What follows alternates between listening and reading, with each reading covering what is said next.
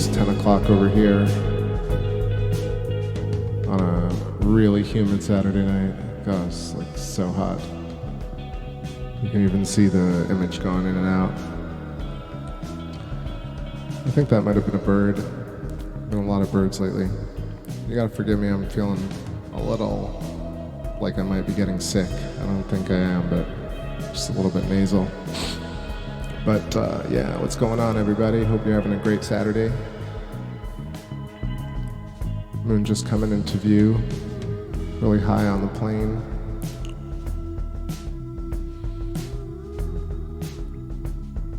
Right now, 86.7% illuminated, 11.3 days old.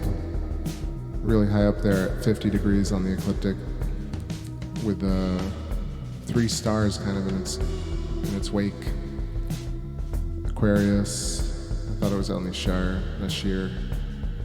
Yeah, so some stars in Aquarius. Gorgeous waxing gibbous. What's up there, Vision, Thomas, Cute Cupcake, what's happening? Whoever else just joining.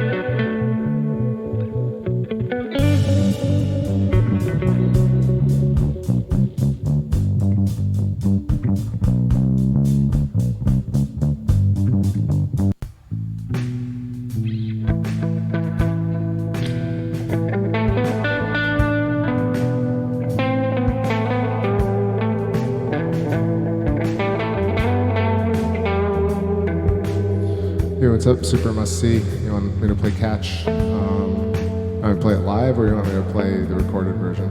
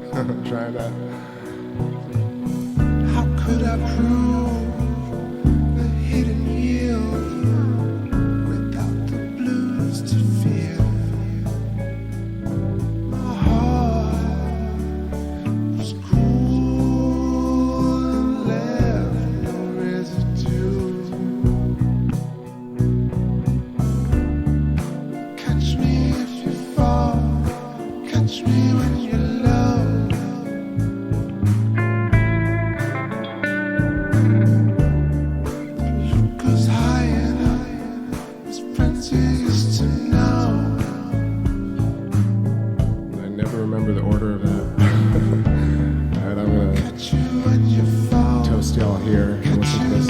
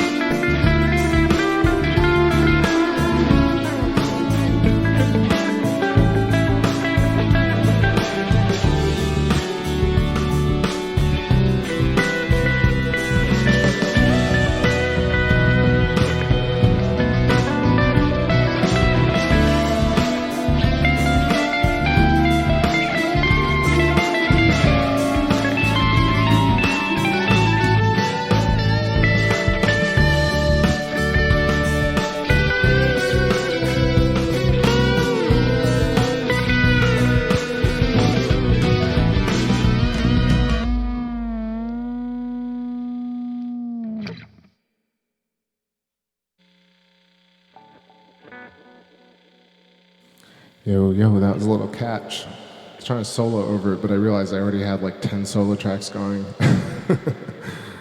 Could not find that pocket. Yo, what's up there, Mary? How's it going? Come on, controller. There we go. You heard it playing in your heart, and here you are. Heard it playing so long. Now here you are.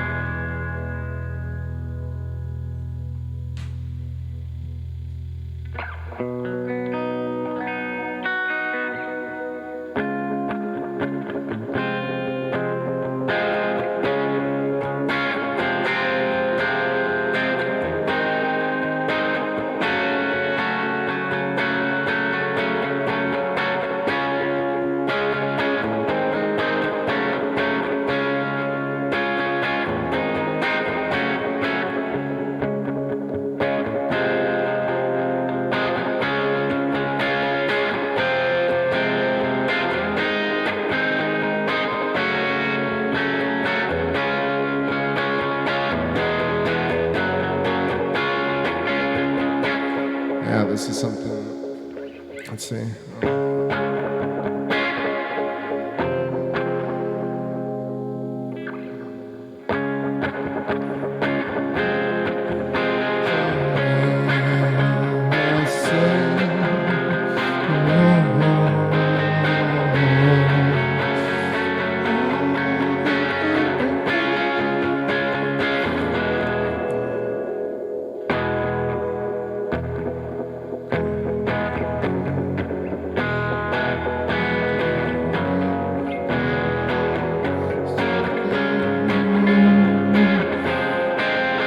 Yo, what's up, Wolfman Jack? How's it going? Woo, brother. What's up there, Easy E? I feel like I'm writing a song right here.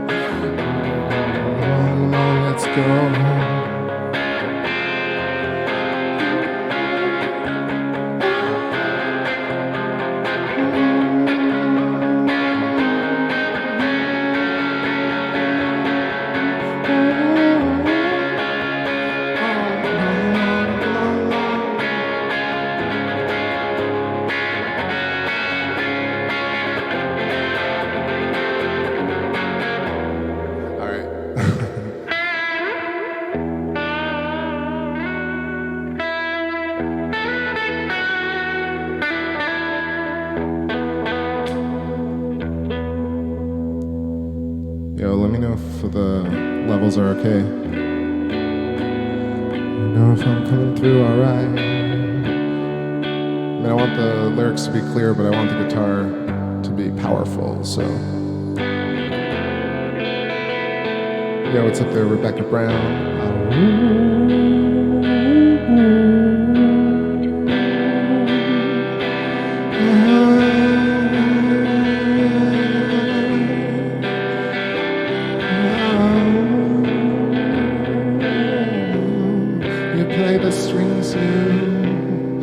Call the world a spark, still my loved one, pray for fallen rocks.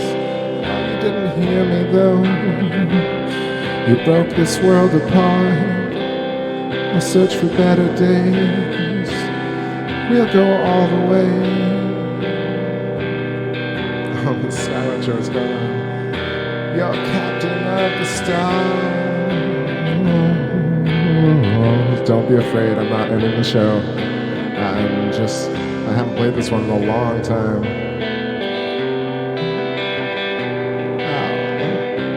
Oh yeah, play the string.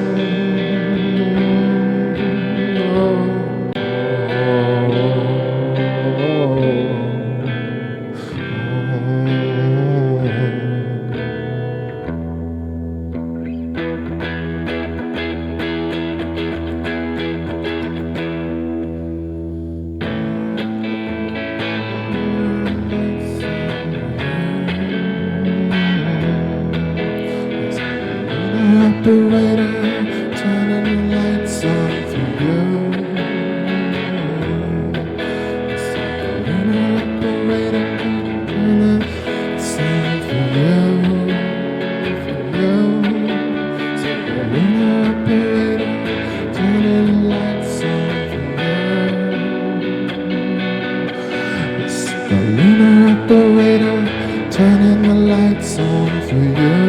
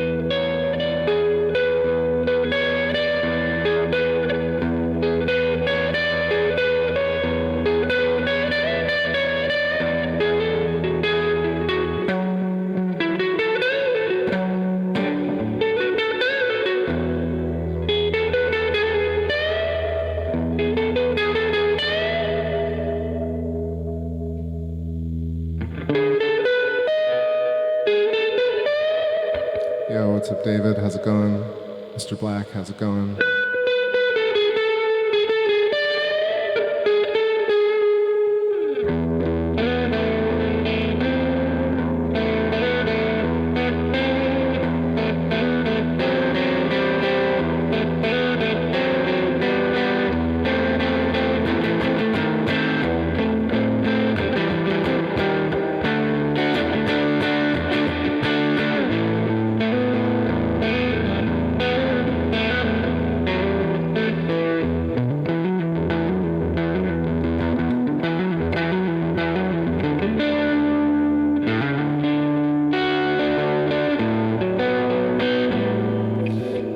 Feeling it's like jamming tonight. Let me know what's all on your mind. Hope you're doing fine in the chat room. Know what's on your mind. Hope you're doing fine in my chat room. Chat room. Said I hope you're doing fine. Hanging out tonight in my chat room.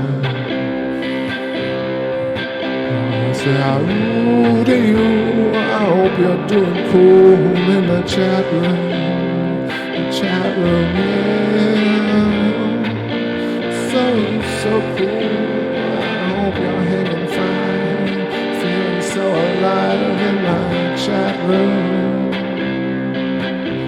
I hope everybody feeling so good. Looking so fine tonight. And I hope that everybody is feeling so good and looking fine tonight. It's undeniable that we're somehow alive, that we'll somehow survive the night, that we're somehow alive. Survive the night, oh, oh. Something I was saying over, telling you all those stories. Something never calling it over, telling you about those stories and stories. Tree. Alright, I'll change up the sound a little bit.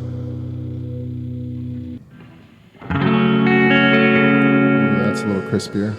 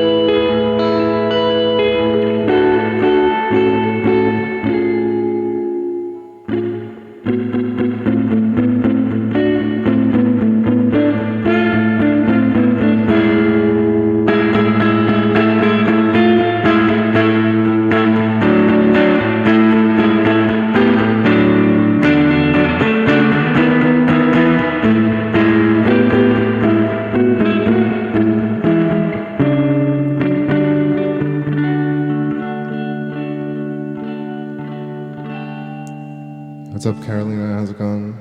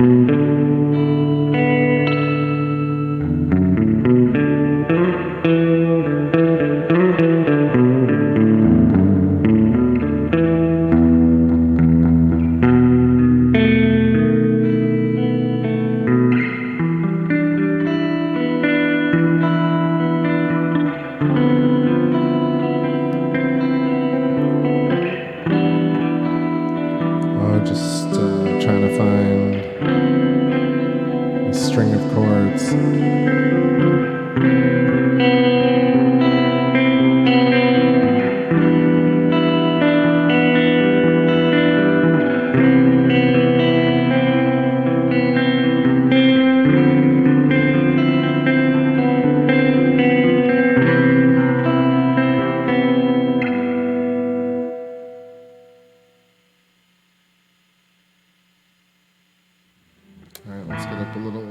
Zoom shot and change up the view.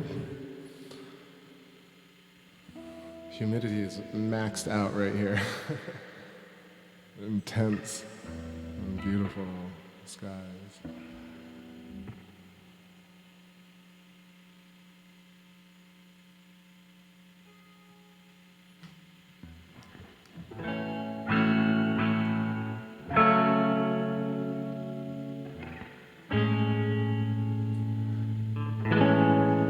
Oh, just a long day in the sun. It was very hot today. Not sad at all. Just really calm. In the zone, so very long. Sitting outside in the sunshine, making my way back home. So long in the real sun, another real day.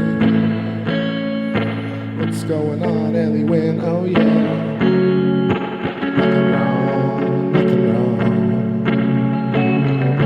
Till it's wrong, till it's wrong. Nothing wrong. Oh yeah.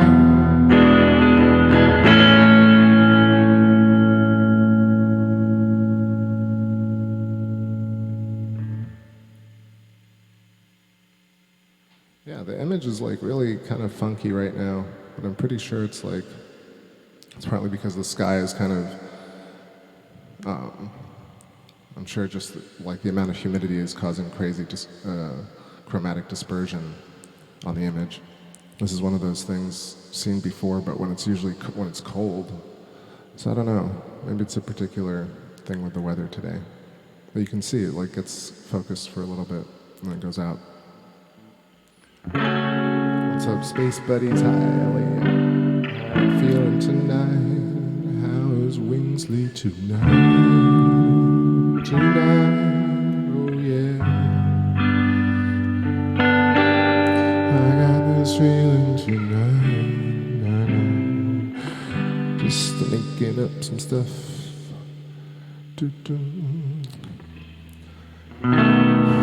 Diamond smiling over here. Diamond smile. What you need? No diamond smiling. Your agent heat. Oh, darling, what you need? Oh, agent at the diamond in the sea. I crossed the line over me.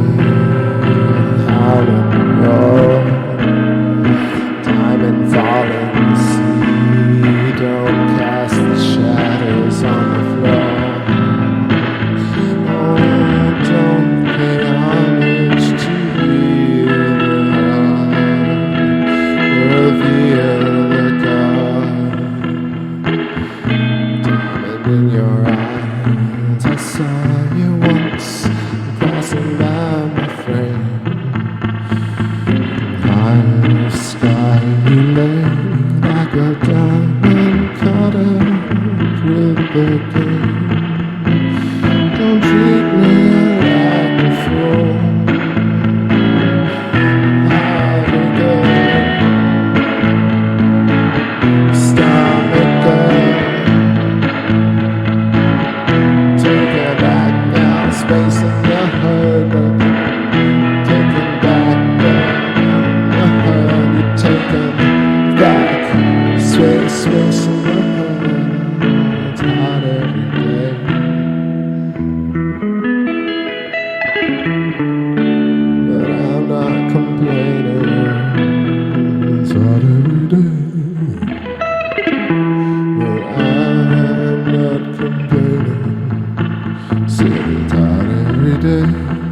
I'm not complaining. It's hot every day. No day. What's up, Dub K? Dub K.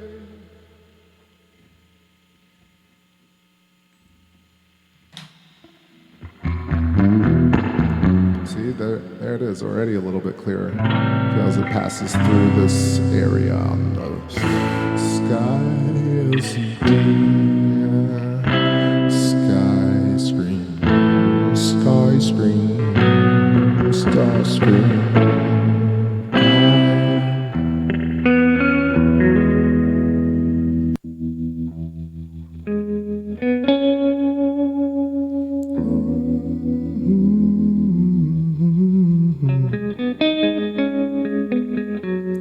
So many influences.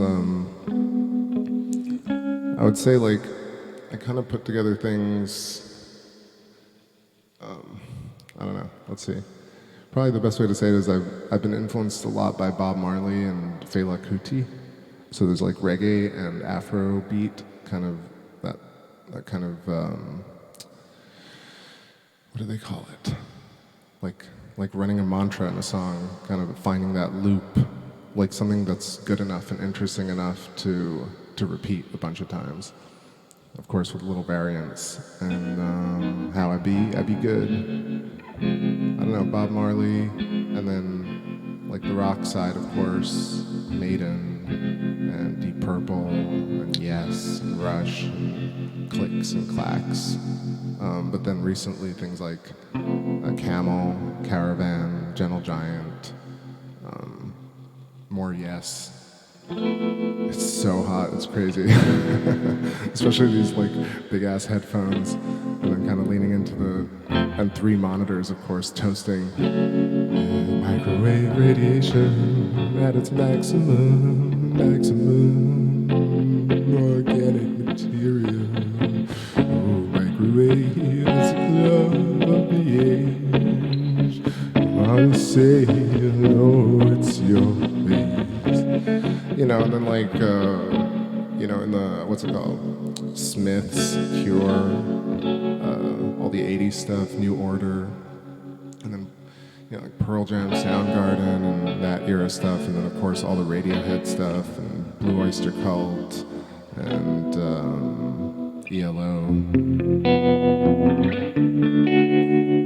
And then even more obscure stuff like Dust. Let's go.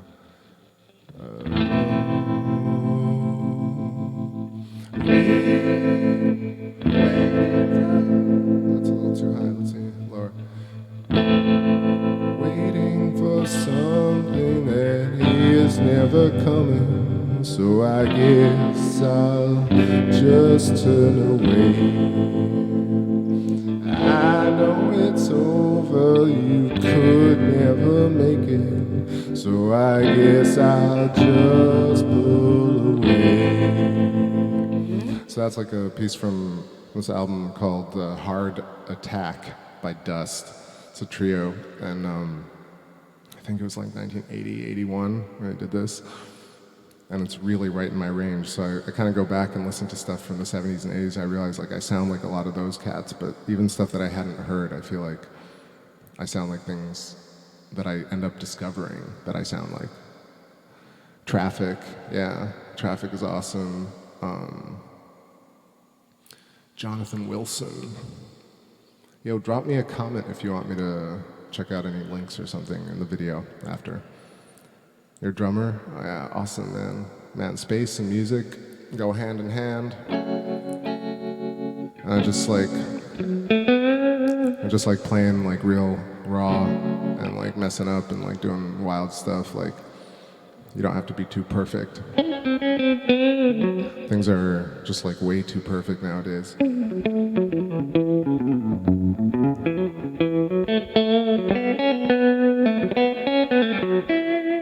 Yo, what's up there, Starseed? How's it going?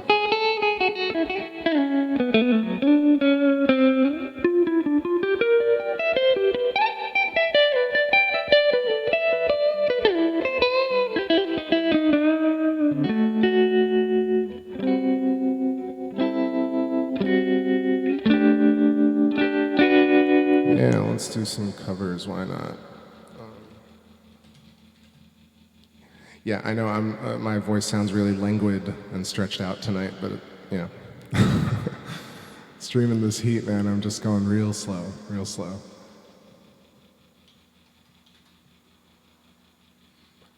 Hope you all are doing good. All right, let's see, maybe some chords, some chords, some cure chords.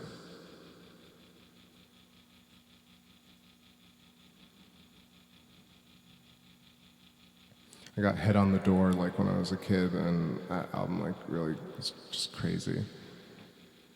Close to Me and Fascination Street. Actually, Fascination Street was not on Head on the Door, but let's see.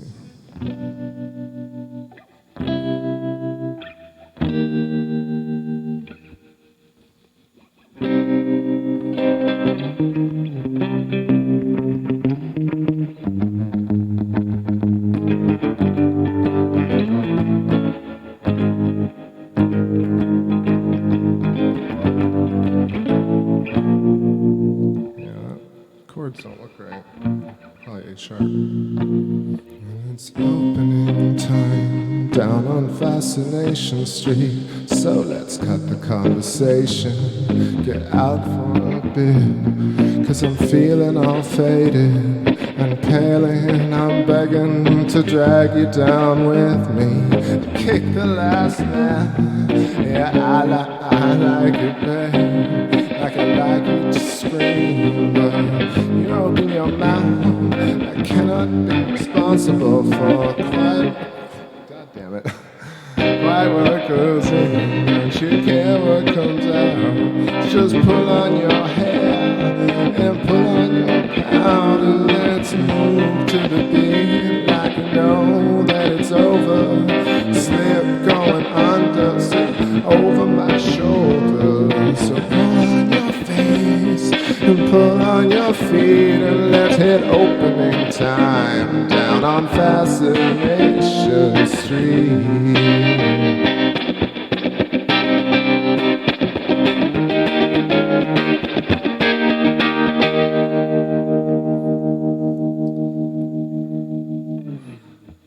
You know, I had to change the chord, and then I'm reading the lyrics and the chords, and it's never right. I know there are better versions of this, but I'm always like, oh, let's try E chords, see if that's good, and it's always crap. Take back imperfection, exactly. No, that's not correct.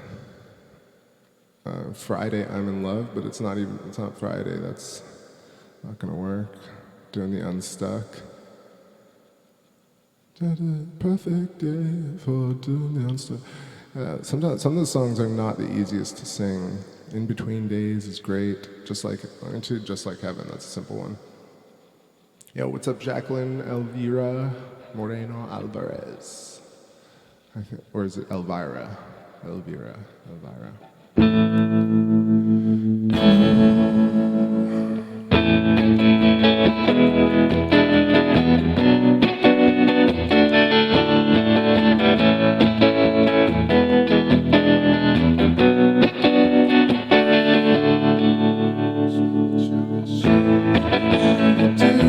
The one that makes me scream, she said. The one that makes me laugh, she said. And threw her arms around my neck.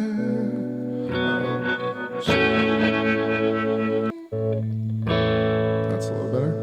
Show me how you do it, and I promise that I'll run away with you. I'll run away with you.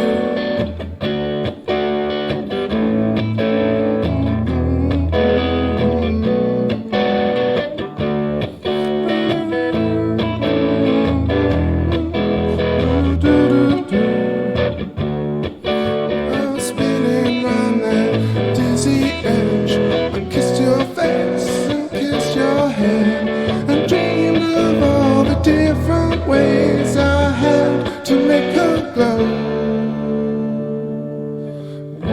are you so far away? She said, I want you ever know that I'm in love with you, that I'm in love with you.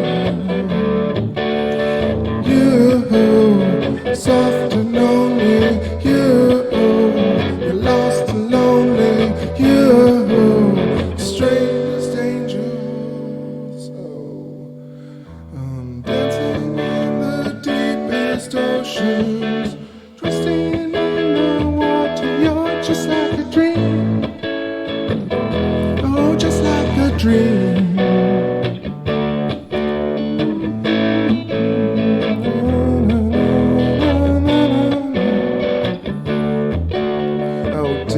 Kicked me into shape.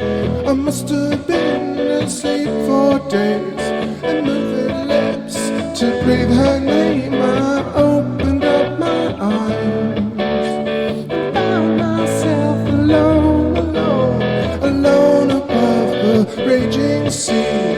Stole the only girl I loved and drowned her deep inside of me. You, oh, soft and lonely, you, oh, lost and lonely, you, just like heaven. Yo, what's going on? SJ Sharks fan, how's it going?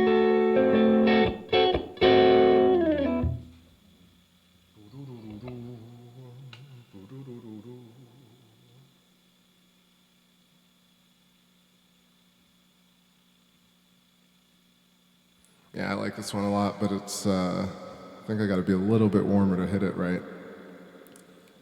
It's just like second nature, though. I hear it in my mind. I could do pictures of you, but it's a little long. What about, let's see if I can do Strange Attraction. Let's see.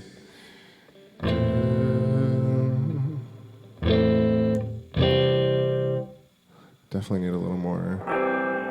Ooh, that's kind of sweet. Maybe Heavenly Tweed. Alright. It started with a dedication, lost in admiration. Happy birthday, I'm forever yours. Blossom faded, red inside. Tiny book of butterflies. Smiled, surprised at how when flickered through. The wings flew by, spelled out my name. 6 months went by when summer lost obsessively. The letters dropped into my life, the same soft blood smooth glowing hand. Please try to understand. I have to see you, I have to feel you, tell you all the ways I need you. Yours forever in love. Oh, strange attraction spreads its wings, varies but the smallest thing. Oh, you never know how anything will change.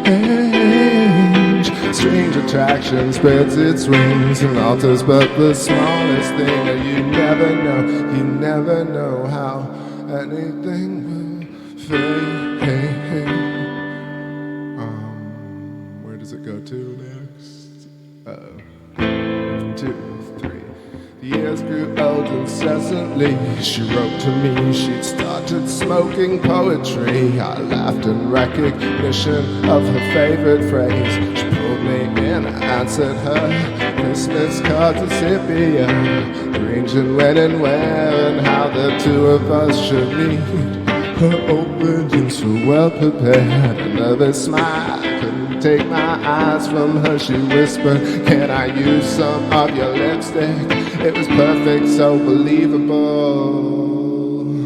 I couldn't help but feel that it was real. Kissing crimson fell into her waiting arms. Oh, strange attraction spreads its wings and varies but the smallest thing. You never know how anything will change.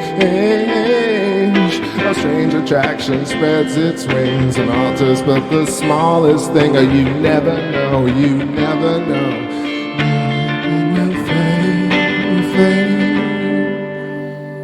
Is this cool with everybody? What's up, Awaken, Alabama? How's it going, bud?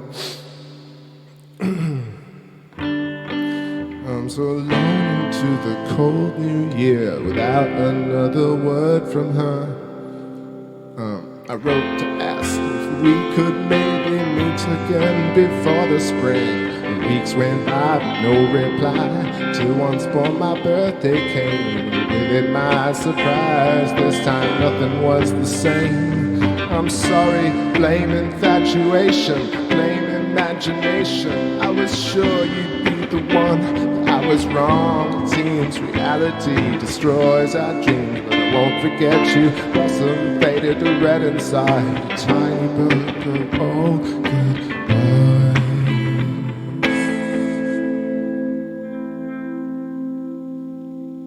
Man, that brings back memories.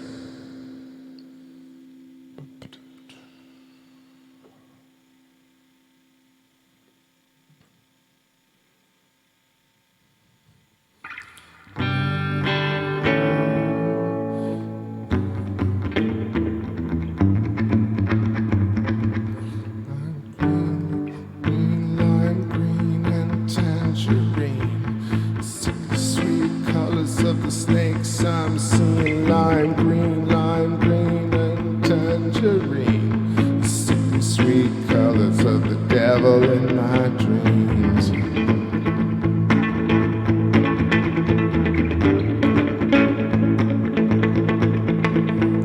Green and tangerine are sickly sweet colors of the snakes. I'm seeing lime green and tangerine. Sickly sweet colors of the devil in my dreams. It gets to Friday and I give you a call. Now I'm getting kinda worried. Doesn't suit yourself at all. Lime green, sickly color orange. I never seen her like this before. I had the best laid plans this side of America.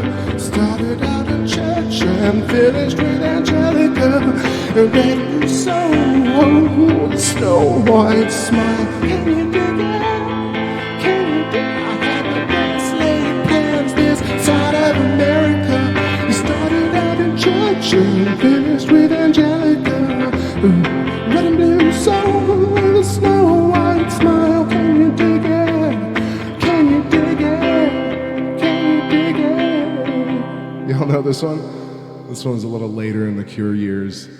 Well, I guess now it's later in the Cure years, but this was like, what, 97 they did this one? Wrong number. Hello, wrong number. Any chance for moon base hunting tonight? Yeah, I was just waiting because there's some atmospheric turbulence that wasn't being conducive to clarity, and you can see it's still... okay.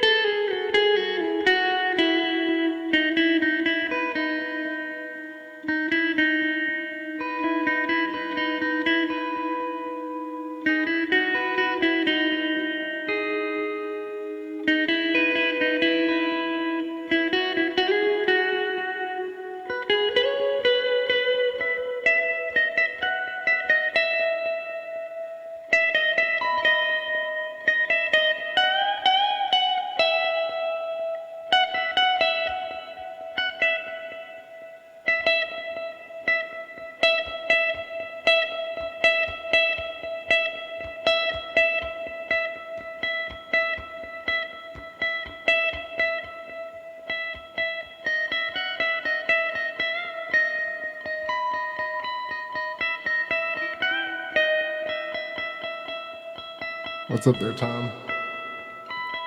Yo, can y'all hear that car alarm?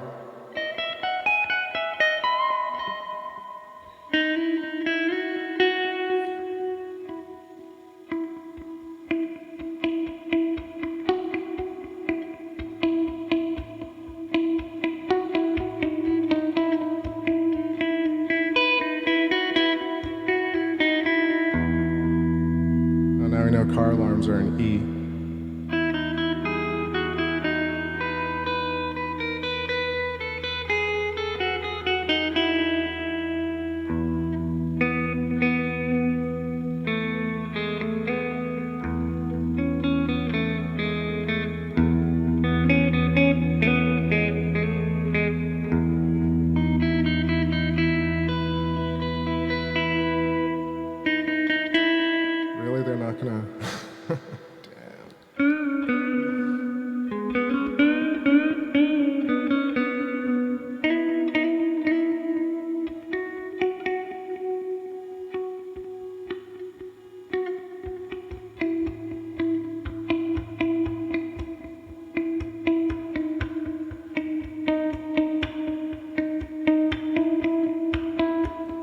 what's up there? Influence Freedom, how's it going?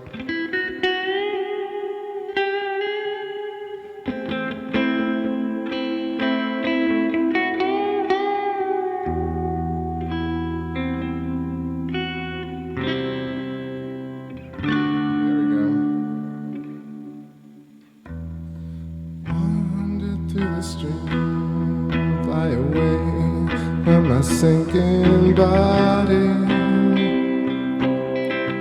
I dragged into this place, back from time and space. I was in line for another party. One of them came along, asked me where the hell I thought I was going. I know where to hide. Everything sounds pretty good to me. I'm playing with that dream, I make believe. Believe. Light of the moon, come down. Mama, please don't make them come round. In the depth of your sweet summer sky. Don't make it come round in the depth of your sweet summer sky. Make it come round out of the moon.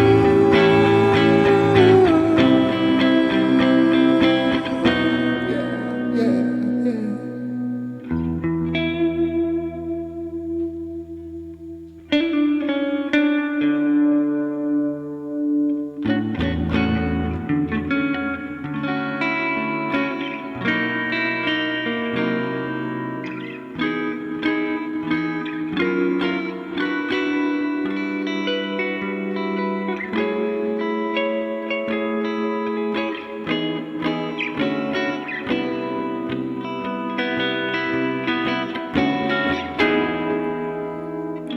A little bit of Cure, and then Light of the Moon. Just messing around.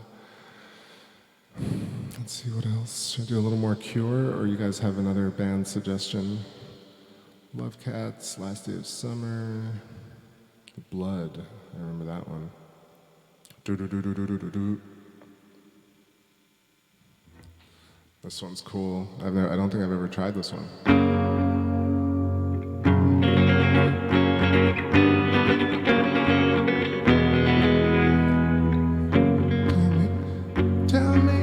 Doesn't love what can never come back. You can never forget how it used to feel. And you can never come back. You can never forget how it used to feel. The illusion is deep. It's as deep as the night. And I can tell by your tears you remember it all. I am paralyzed by the blood of Christ. Though it clouds my eyes, it can never stop. That's cool, man. I haven't done that one. Yo, what's up, Reality Guru? How's it going? Vision says Jimmy. All right, let me see. Gotta say, Jimmy was from my teenage years, and then after that I kind of, I don't say lost interest, but I lost interest in covering Jimmy stuff. I just started listening to it. Watchtower is so typical. Foxy.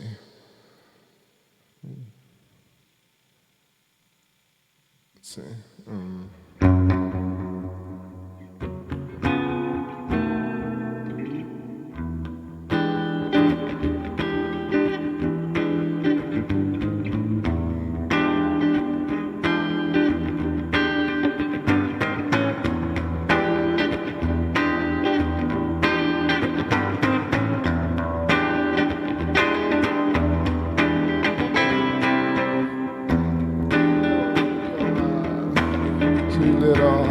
lawbreaker.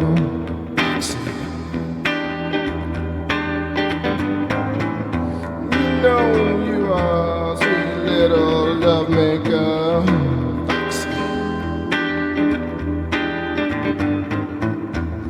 I wanna, yeah, I should practice this. I don't know how that goes actually. It's just like a bunch of chords in a row. I wanna do you. I haven't heard this in a while actually, to be honest. Fucking Jimmy. Let me see what else. The Red House. He's got Somewhere Over the Rainbow. That's cool. Manic Depression. Maybe Little Wing. Do they have the lyrics here? Whoa, this is really complicated.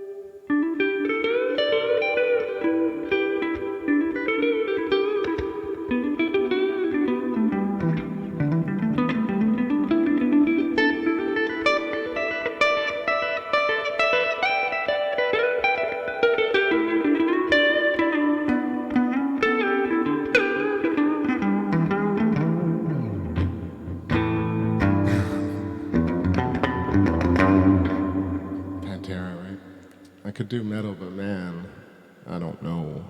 Maybe something a little in the middle. Yeah, I gotta say, I don't know if I'm doing Jimmy any justice. Let me try something different. Who else? What do we got? Pantera, no, that's a little heavy. Also, never really learned all the Pantera stuff. So one of those bands I just listened to and I never tried to cover stuff. That's the AC going. Jefferson Airplane. Whew, that's a little tough to sing. Let's see. Hope I'm not just making excuses. I'm just like thinking out loud. Let's see.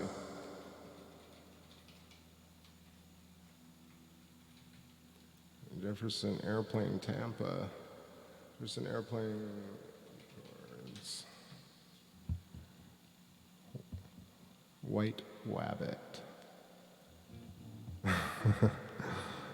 Finally, we can chat while in landscape mode. Woot woot. Oh, that's awesome.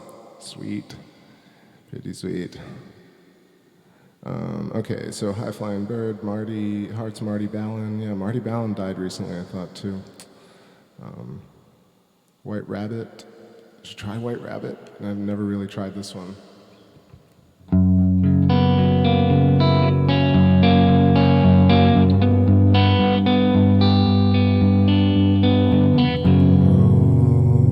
To get some cool vocal things going. Let's see.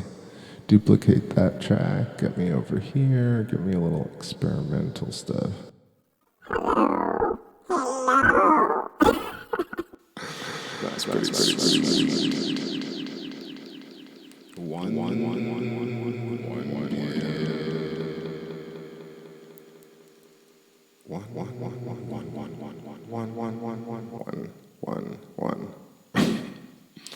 I think it was better before.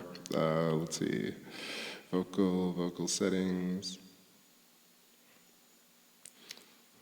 Vintage vocal. What about that? Get a little echo in there.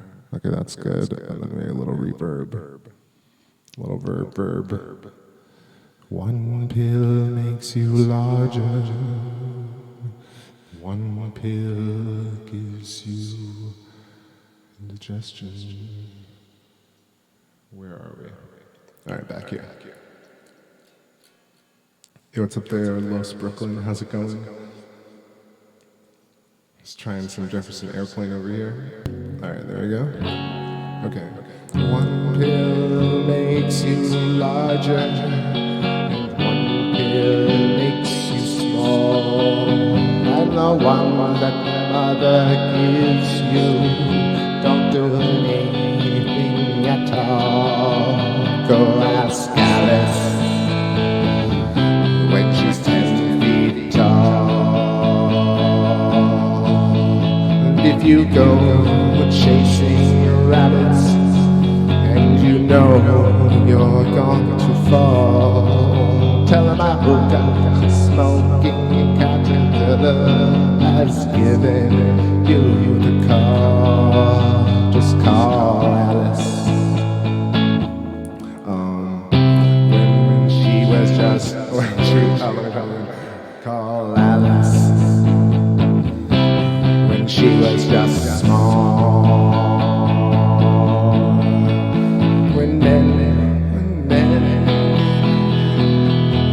and tell you where to go, and you just had some kind of mushroom, and your mind is losing it all. Go ask Alice. I think she'll know. When logic and proportion have fallen, sloppy dead, and the white knight is stalking backwards as the red queen's off with her hair.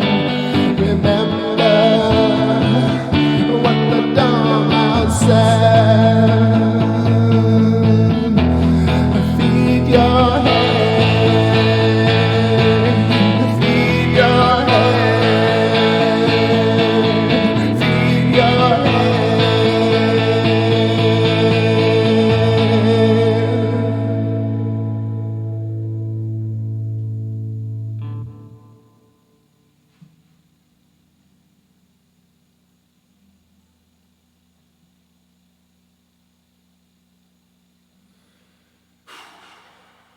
That was a lot better than I thought it would be.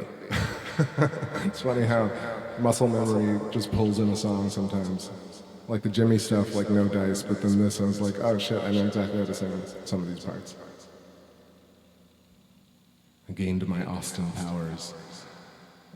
Wait, so yeah, that was White Rabbit. Let me know if that was terrible or okay or halfway decent. I feel like I'm right in her range actually, and I had some like natural vibrato going, which is cool. Cool. Echo, baby. Yeah, totally. I know what I want to try. I haven't done this one in a while, but I like it.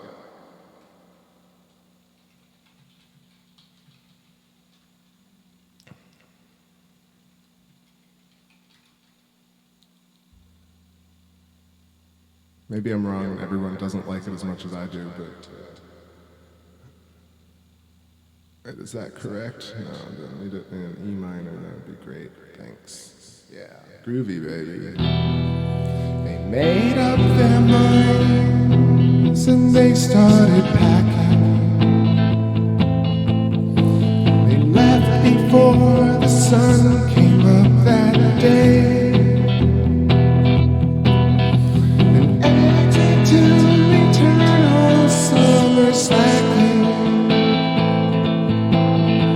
But where were they going without ever knowing the way?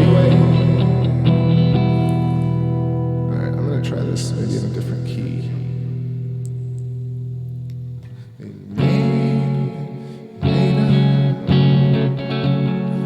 made up their minds and they started packing. It sounds a bit better. They left before the sun came up that day. Eternal summer slacking. It's still pretty high.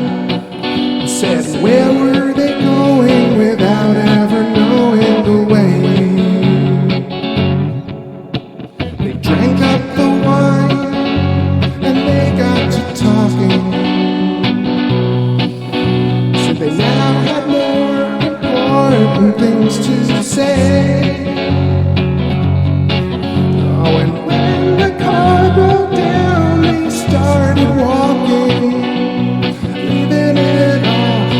Where were they going without ever knowing the way? Anyone can see the road that they walk on is paved in gold. It's always summer, they'll never get cold. They'll never get hungry, they'll never get old and gray. Man, that's really high. And you can see the shadows wandering off somewhere. They won't make it home, but they really don't care. They wanted the highway, they're happy in there today.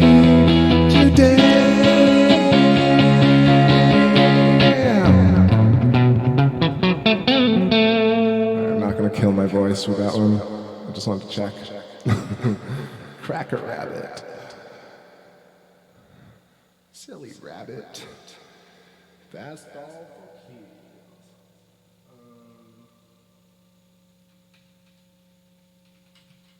Let's see. A couple more and then we'll take a little break. Switching over to the doors. Let's go to the doors.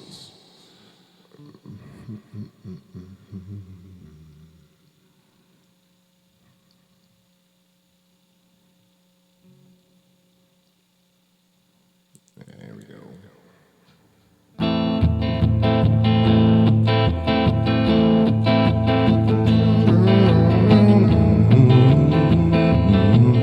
Don't you love her madly? Don't you need her badly? Don't you love her ways? Oh, tell me what you say. Well, don't you love her madly? Wanna be her daddy? Well, don't you love her face? Don't you love her hair? She's walking out the door. Oh, like she did 1,000 times before. Don't you love her ways? Well, tell me what you say. Well, don't you love her hair? She's walking out the door. All your love, all your love, all your love, baby. All your love is gone. So sing a lonely song of the deep blue dream. 7 horses sing to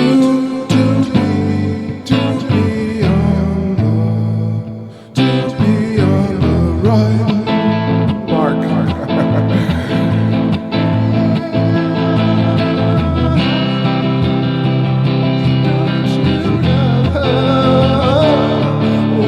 Love her and she's walking out the door.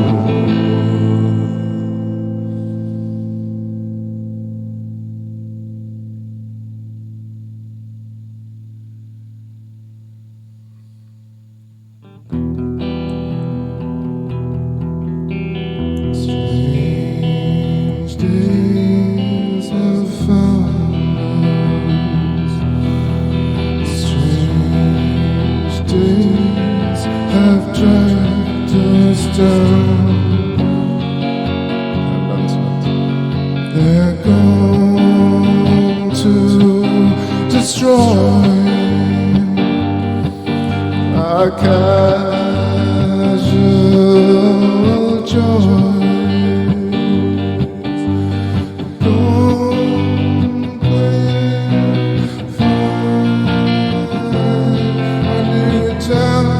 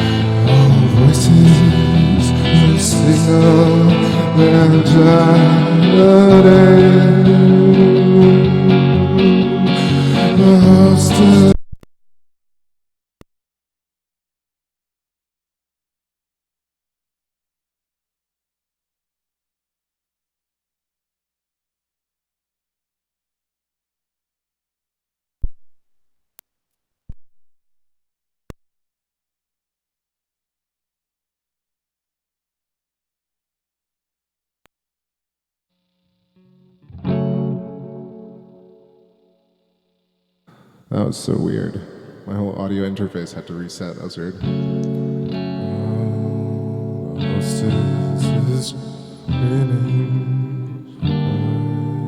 I totally lost my way. Maybe that was a little break. All right. How about some Joe Bonamassa? Oh man, that would need some practice. Car alarm. All right, this is a perfect time to take a break. 11 o'clock Eastern. Damn, such a distraction. Let's get a little...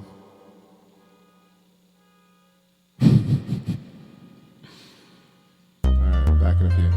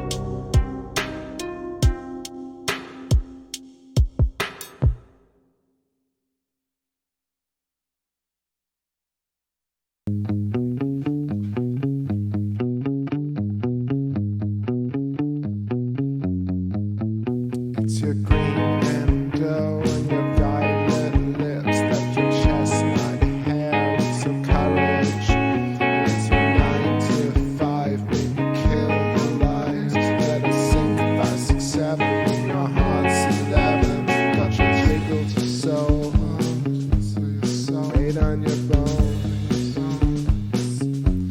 coming from the cold, seeking the bowl. I've been reading and living.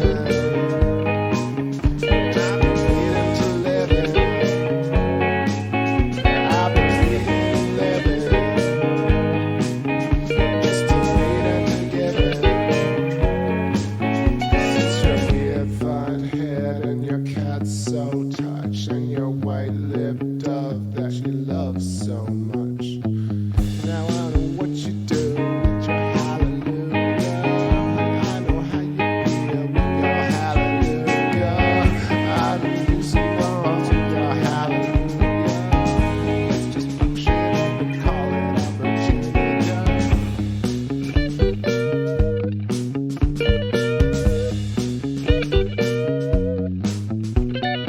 Reading and living.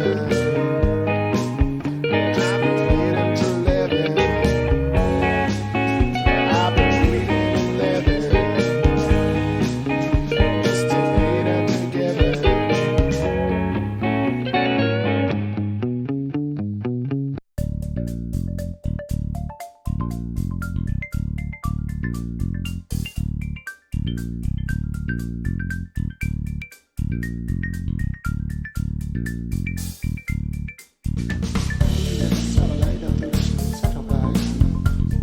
Calling in from outer space, forwarding on their antibiotics. Sending out telemetry and tell me what you do with it if you were me. One position from above, she said it was the colonel. Regularly making love, it wasn't eternal. We got you back on stage, just to never hurt. Your band had left the classes, wasn't even booked. This in the middle, cause I can't afford it. Went to the side on your big taxi, no matter how you earn it. Full correct crew when your life was bitter. Bring it to your rebirth day, we busted out on Twitter. Rolling out of history, feeling up the sun density too. Rolling out of history, feeling up the sun density too. Rolling out of history, feeling up the sun density too. Rolling out of history, feeling up the sun density too.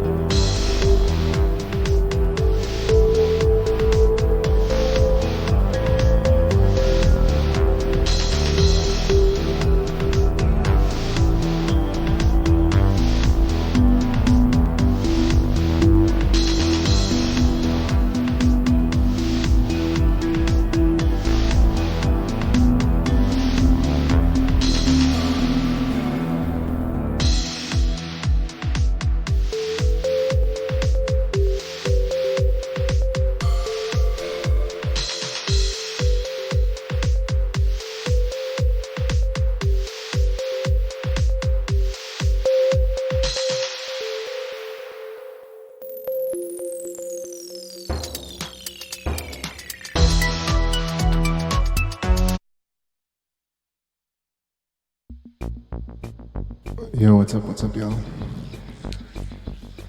Journey to the other side. Just got up this really great shot right here of the center area. Got Copernicus on the left, and Sea of Serenity on the right. I'm gonna adjust this blowout for a sec. Lower that. Adjust this.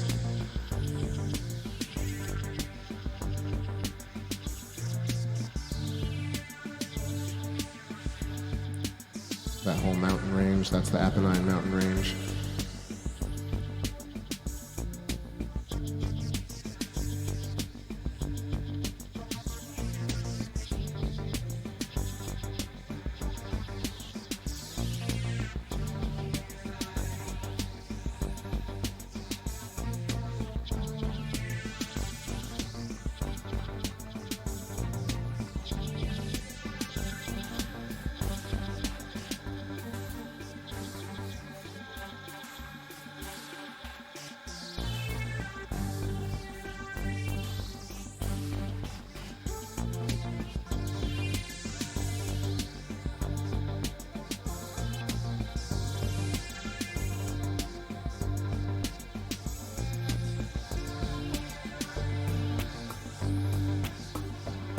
Thanks, Dope K. So those are the prominent features right there. Copernicus, Crater, Apennine Mountain Range, and Sea of Serenity in view. Just have the color boosted a little bit and some contrast. Just taking some footage here. Top of the frame is Mare Imbrium and Dallas Alpes and the Alp Mountains that kind of are still also part of the Apennine range, but just the upper region. And then there's a little kind of jack-o'-lantern face right in the middle with the three craters. That's Archimedes, Autolycus, and Aristillus. What's up, chat room? You still hanging out? 11:15 p.m. on a Saturday. This is the only thing to do. People ask me to go places, and I'm like, I'm going I'm going very far every night. I don't know, man. It's just like once you get into this work, it's an entirely self-expanding venture, mind-bending. Just looking at all these different like faces in the lunar surface, and then of course contemplating, how the moon got there and how the surface was carved.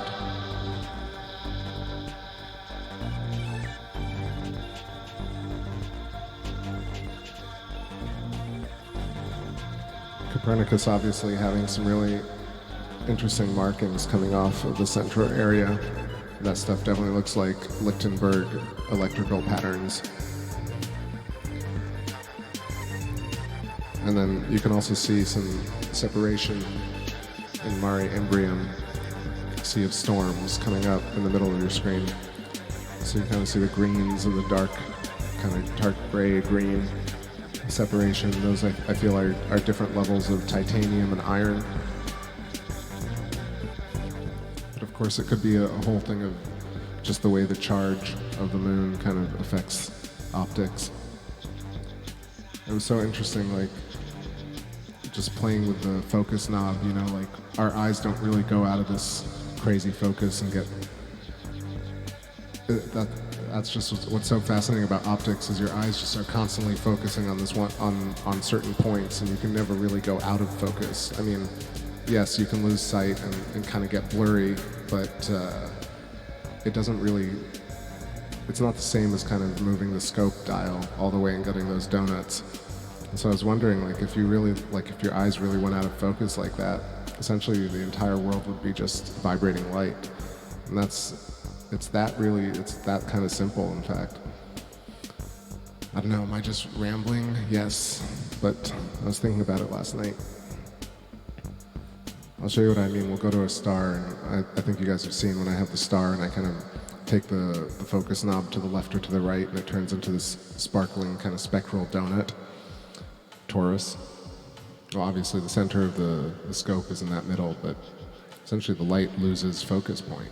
And so if we lost vanishing point or focus point, essentially everything would just be vibrating radiance.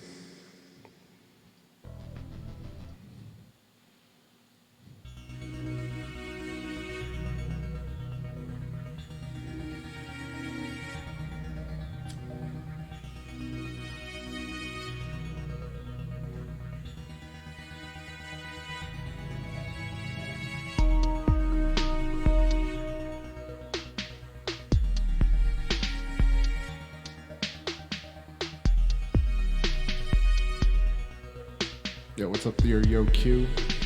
Nah, I just saw you. How's it going?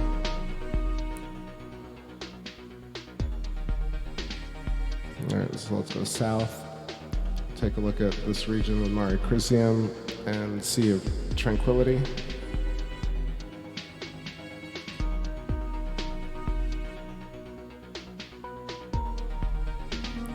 Brought down that ISO a little bit.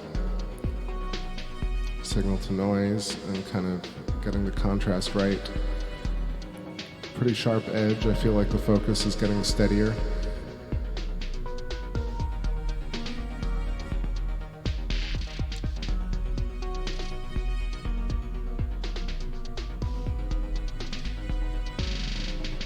Bust up that contrast just a bit more. Got Sea of Tranquility right in front of you.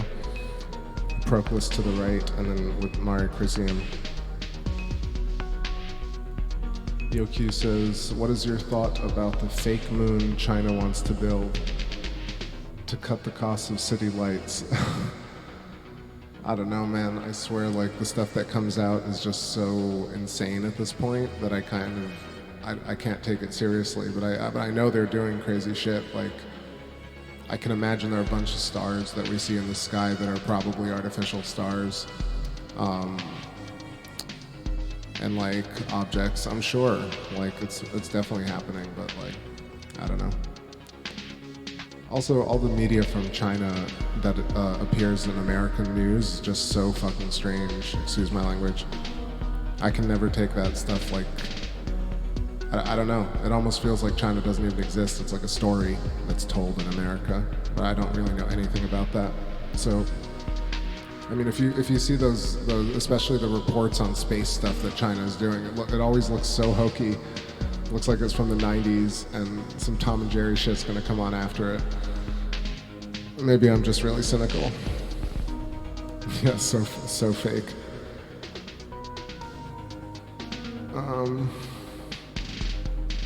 Yeah, didn't some dude want to put up an artificial star and put up people's... Anyway, here's the ultimate hypocrisy, the whole like, or not hypocrisy, but rather just like idiocy of spacecraft, like the whole Parker solar probe that's going to the sun. Like, why would you put your name on a zip drive, on a thumb drive, and put it on a spacecraft? Like, that really means anything at all. Like, more than your mind is instantly connected to the sun. This idea that people want to put their names or wave at Saturn, it's just, I don't know, maybe, not maybe, I'm definitely freaking cynical, but I feel like with the technology that we have, we can have a much more lucid and respectful relationship with our planets than the media portrays and the movies portray about like violent planetary catastrophe and always political money concepts, you know, applied to science versus just this is just a moon that is our moon. It's almost, it could even be a sister planet to Earth. Could be, you know, could have inhabitants. It could have, who knows, the entire backside could be like lizard glitter or purple mayonnaise. I don't know. We can never know. Isn't that amazing that there's a side of the moon that we'll never really see? It's just so fascinating.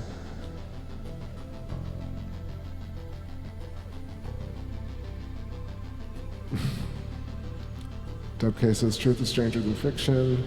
Another badass shot, thank you. just hanging out here, and let's go a little bit south and kind of check out a bit closer to the Terminator.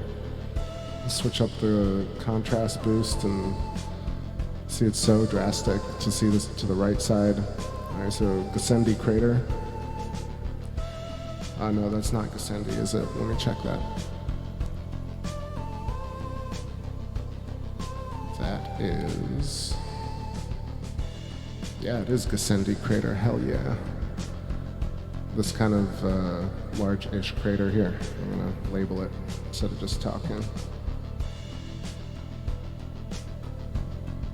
Yo, what's up, Sabian Geometry? How's it going? Hawking's voice recording to the nearest black hole.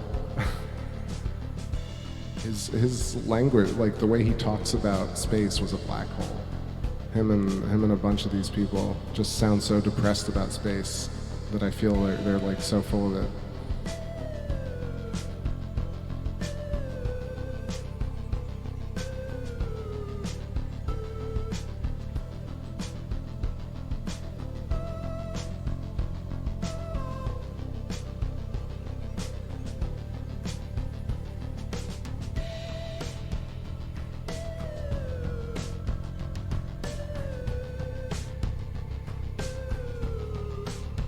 All right, diving into Gassendi crater.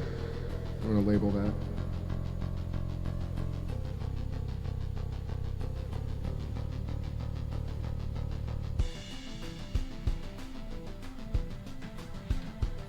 So zooming in on Gassendi crater, you can kind of see these are types of features that are really worth exploring on the moon. They don't seem like impact structures at all, really. They look like kind of mountains that were filled up with something and then kind of cooled, or even that the surface bubbled over and kind of pushed up these rims and then something filled in. But then after that, you can kind of see even more features. So once the floor was flat, you can kind of see these, what they call sinuous rills on the bottom area. I think it's a little too vibrating to see them, but at the bottom half you can kind of see these little lines that snake around, and I feel like those things are really not volcanic. And so they kind of make me think of electrical scarring. Same thing, got like this crater type structure with a flat floor, but also has the central peaks, which is pretty common for all the other, larger craters that we see. So I'm gonna zoom around, I'm gonna scan around.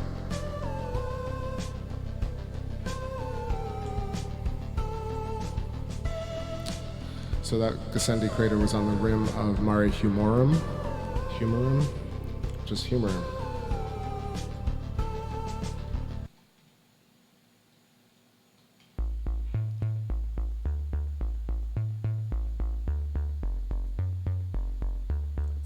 That's that. Just a little sea over here. And then there's, you can see to the right of that, this kind of marking that I always find interesting coming out of Tycho crater. I think that's Borealis along the line. That just kind of brushes up against those two rays coming off of Tycho.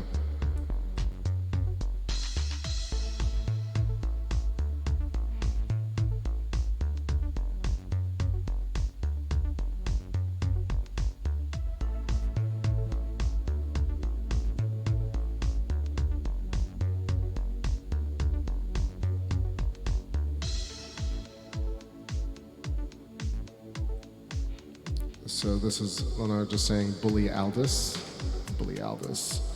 and it's kind of, you can kind of see the two rays that are coming out of Tycho, and this is a hexagonal crater as well. You can kind of see the sides a little bit on the straighter edges.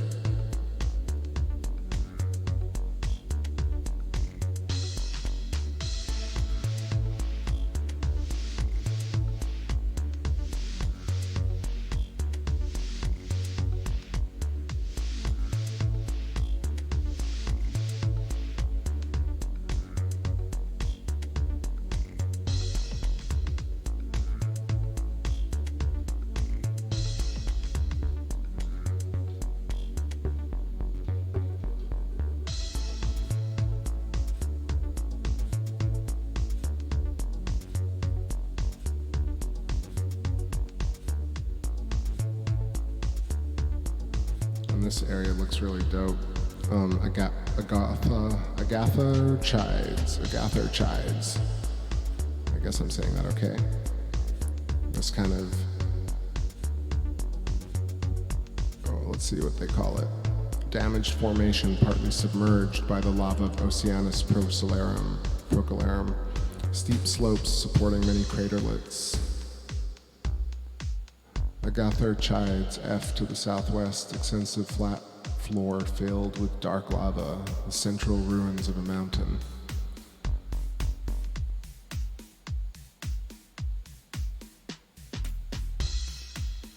The hexagonal one was called Borealis. That's right here on the right side of your screen. I'll center it.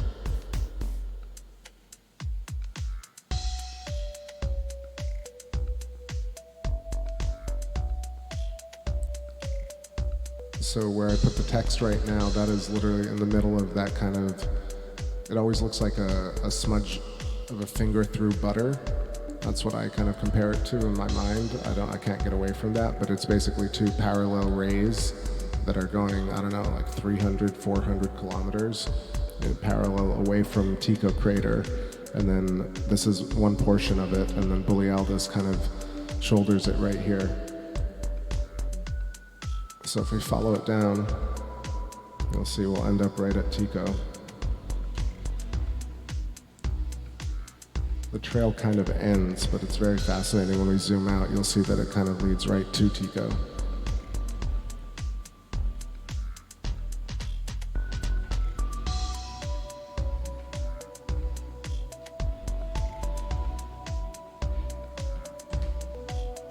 So that's that double parallel ray.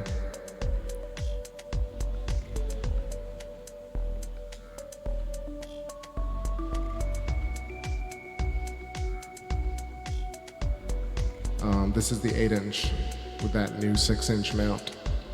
But it's weird, the remote control is having some funky stuff tonight. I feel like it's working okay now, but right before I started streaming, it was just like, it reset twice. So I don't know what's going on. All right, that was Borealis, and that was the double ray kind of going right to Tycho crater. So let's zoom in on Tycho.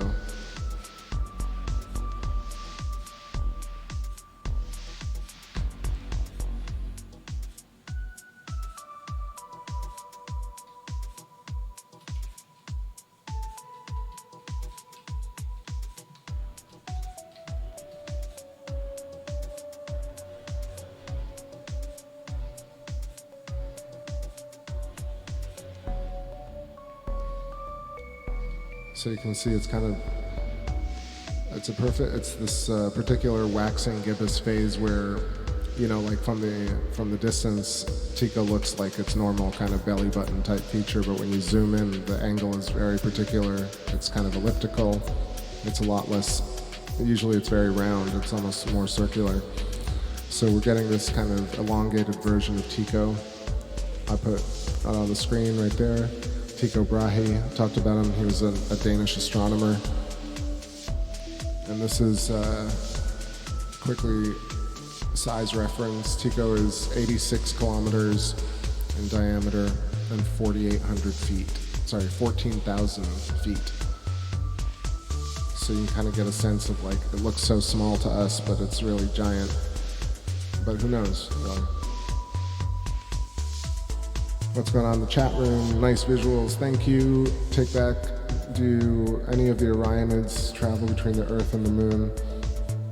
I guess there could be, but you know, like you kind of need a wide, like just you need those things with the meteor showers. You kind of just need that wide camera, and you need to leave it on for a while with an open shutter.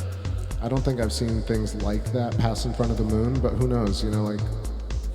That's actually not true. I've seen a lot of strange little, like what looks like meteorites or asteroids or something much smaller and not like the same as satellites passing in front of the moon. So it could be, but yeah, it's kind of tricky to catch them. Yeah, so Tycho, looking pretty decent. And to the left of that, we can go and check out Clavius, or to the bottom left. I guess the moon is kind of starting to rotate a little bit.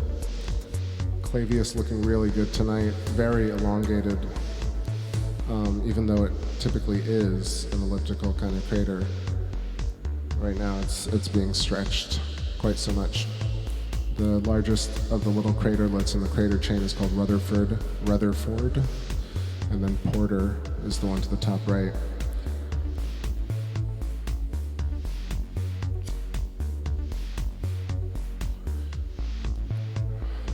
Tom Buddhist says Tycho Brahe was probably killed by Johannes Kepler. That's really funny. And then Johannes Kepler wrote Somnium about murdering Tycho Brahe because he figured out he could go to the moon. Yo, what's up, Rockstar? How's it going, bud?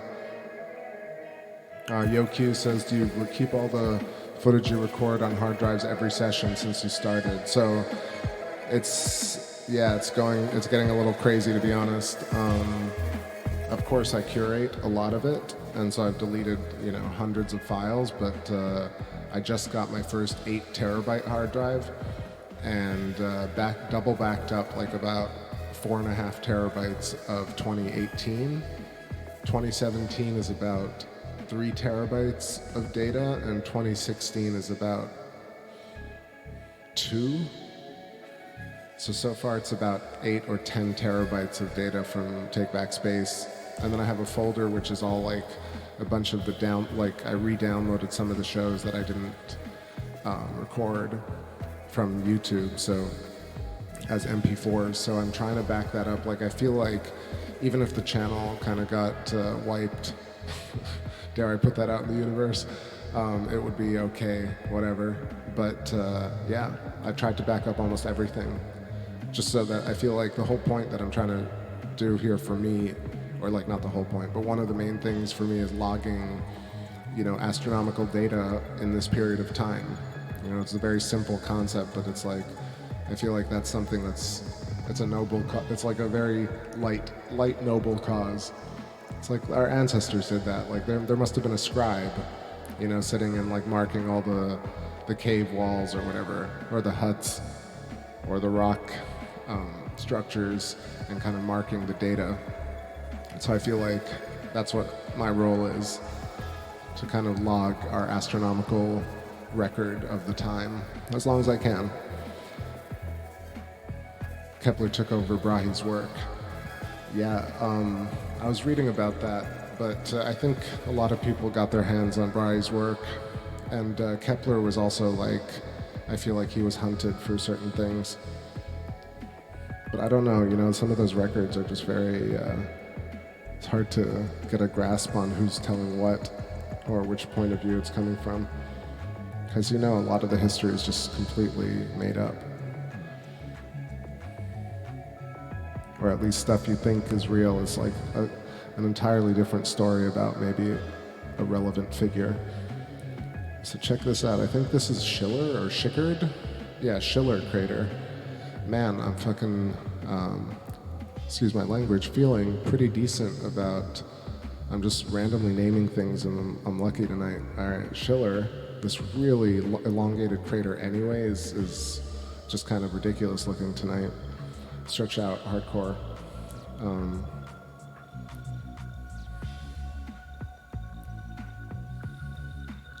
Just gonna adjust the settings here so you can see it a bit better.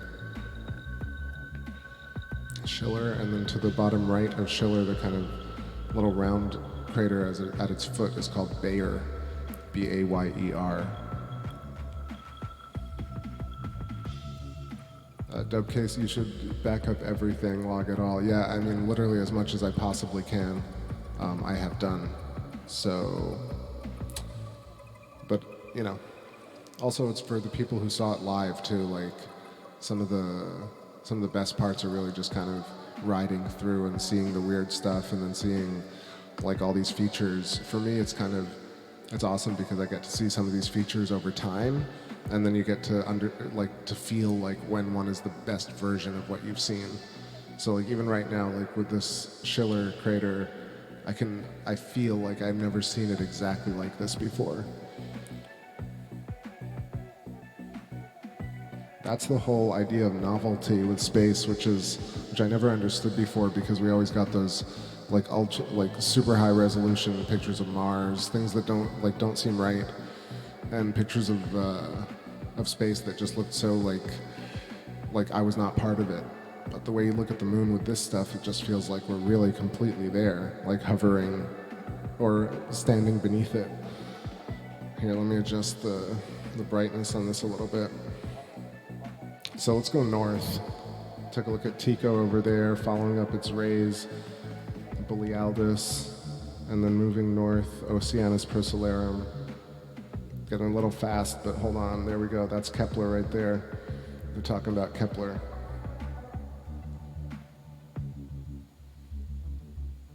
This is actually a pretty decent shot of Kepler crater, and let's find a little information about it. Kepler. So named after Johannes Kepler, of course, 31 kilometers in diameter, height 8,300 feet. Isolated circular formation behind extensive clear rays. Excuse me.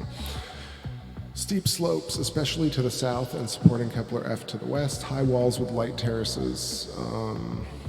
Enough tormented floor. Weak central relief. Hills, craterlets.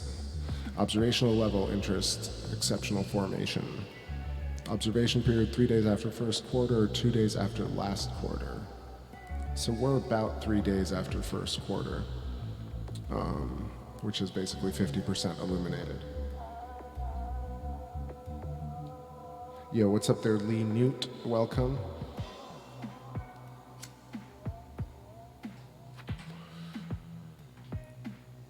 All right, so again, you know, like I always talk about the difference between impact craters and electrical arcing, based on the electric universe theory, where planets exchange thunderbolts, giant electrical currents, and carved out features on the surface of the moon. You know, which is something that even if one feature was carved out that way, then it would have large, massive implications in terms of how we thought about the moon. So Kepler is a great feature, small crater, but large, very, very visible. And you can see these rays coming off of it, almost like, you know, the star pattern, but they're like tendrils, and they also really run off almost like nerve patterns and essentially noise, symmetrical noise coming out of the center. And I feel like that is a great example of electrical patterning on the moon. Lichtenberg patterns, almost like lightning. So even if you had a center, so let's say even if it was impact, like I feel like these patterns only can be explained by the fact that fundamentally at the core, the universe is this electrical force that manifests in these barred spirals and swirls and sequences, and then of course these tendrils and Lichtenberg patterns, and then what was the other thing? It was the double-lobed shape, and then the helix, and the twin snakes, and the kind of idea that the interlocking Birkeland currents, they create this kind of toroidal vector motion. And so I feel like here's a perfect example of these rays coming out of Kepler, and then let's take a look at, to the right of that, we'll find Copernicus. Yesterday was looking good, and today similarly, but it's looking quite different than yesterday. I'm not sure if y'all kind of noticed that. I know that some of you were here yesterday, but you'll see like it kind of flattens out a little bit and gets a lot more hexagonal, and the areas around it get a bit darker. Yesterday it looked like it was prominently looking like the walls were high, but right now it looks very much inverted. I don't know if you know what I mean by inverted, but like sometimes craters kind of flip their direction. I know it's kind of a phenomenon that some people experience when they look at craters on the moon. And so sometimes it looks like it's, you know, expanding towards concave versus convex. It's almost a trick of the eye. La trompe d'oeil. So Copernicus crater, I talk about this already? I just feel like maybe that was yesterday. 93 kilometers, 11,400 feet tall. Can zoom in a bit closer. Yeah, really decent looking tonight. Central peaks, another feature that I feel is part of the whole electrical arcing phenomenon. When the current essentially lands on this one node in the center, it starts, blasting it with extremely high discharge, like the tip of a lightning bolt, and it creates this blister, the size of this crater, and then the center kind of explodes and then falls and creates this flat floor. And then when the lightning bolt stops, then it leaves this little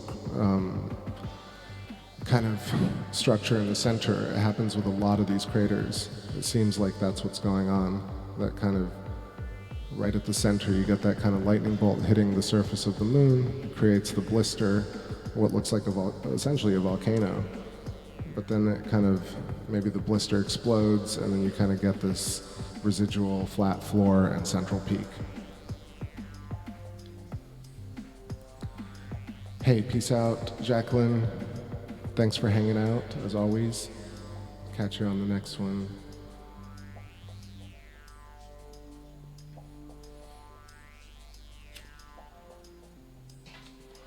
And then similarly, the whole shape of it is hexagonal, really.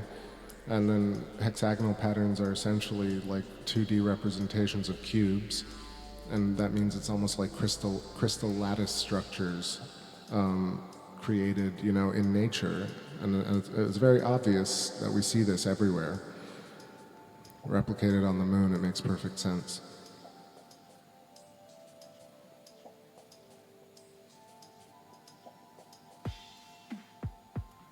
I have that contrast bumped up pretty hard right there. See how much, all right. So we're gonna take a look at this other region, which I like a lot. Of course, you can see Aristarchus peeking out from under the Terminator line, but let's take a look at Sinus Iridum, or the Bay of Rainbows, in the kind of leftmost region, but now it's like the northmost region, rim of Mare Imbrium. Sabian geometry, why is it that there are so many with hexagonal shapes? So yeah, I was sort of saying that if you look up videos about growing crystals, you'll see that crystals essentially at the very tiny level,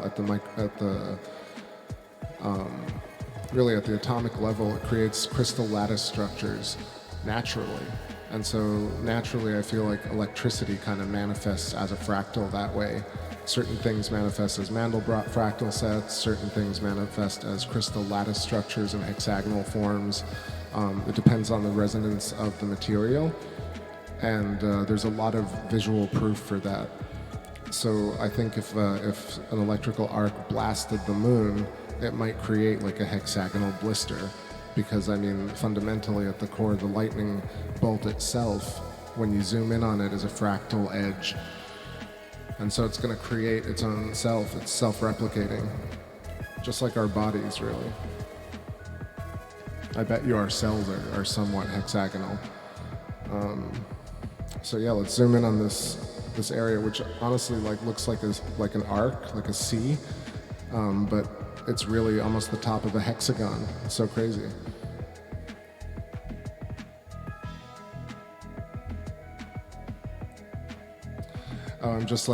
I talk so much sometimes, and I don't breathe in or out because I kind of zen out and I start talking in a long-wind. It's called being long-winded.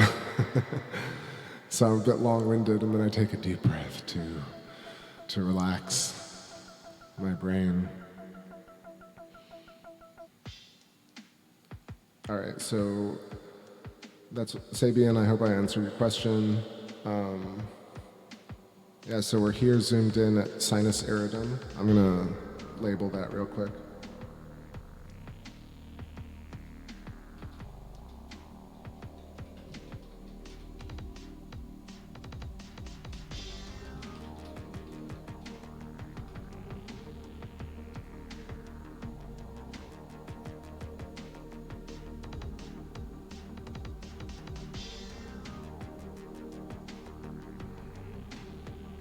All right, so right over here, the kind of top of that hexagon, or the bay, what they call a bay, sinus iridum and sinus infection.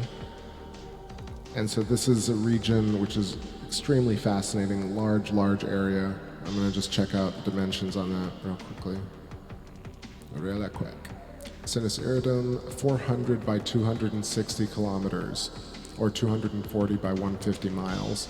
Very large crater-shaped formation. Something, steep slopes constituted by north slopes. Yeah, some of the descriptions are really not really right, but it's just a fascinating feature. Like, what did it get, where's the rest of that crater? That's amazing. I mean, it's huge, right? It's 400 kilometers. So the entire bottom half, or right half, when you look at the moon, certain phases, has just completely gone. It's been either melted or just broken away and like dissolved into Mare Imbrium. So this area is Mare Imbrium, Sea of Storms.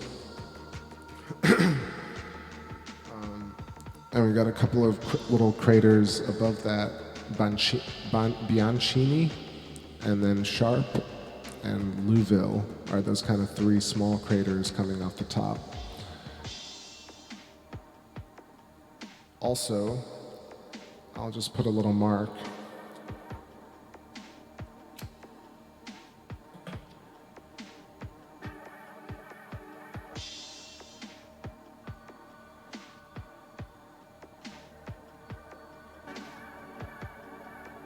Actually, where's that thing? So I want to label this.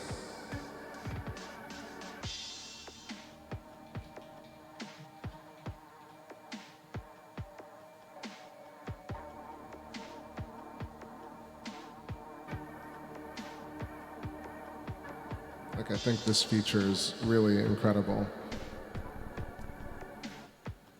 You can see it almost looks like a letter pattern. Like, I don't know, everyone's free to kind of interpret it the way they want, but it's absolutely mind-blowing that it kind of naturally became this Montes Recti, or the, I guess, mountains, the erect mountains, or probably not that, rectilinear, oriented west-east, remarkable rectilinear mountain chain, exceptional formation, 90 by 20 kilometers, like unbelievable. I love this one. And then, of course, not of course, but incredibly, right underneath it, you get these other two really unique features. Montes Tenerife and Montes Pico, right next to Plato Crater. The little chicken foot that I talk about, but this is just, like, how are those two things even connected, you know? Let me zoom out one.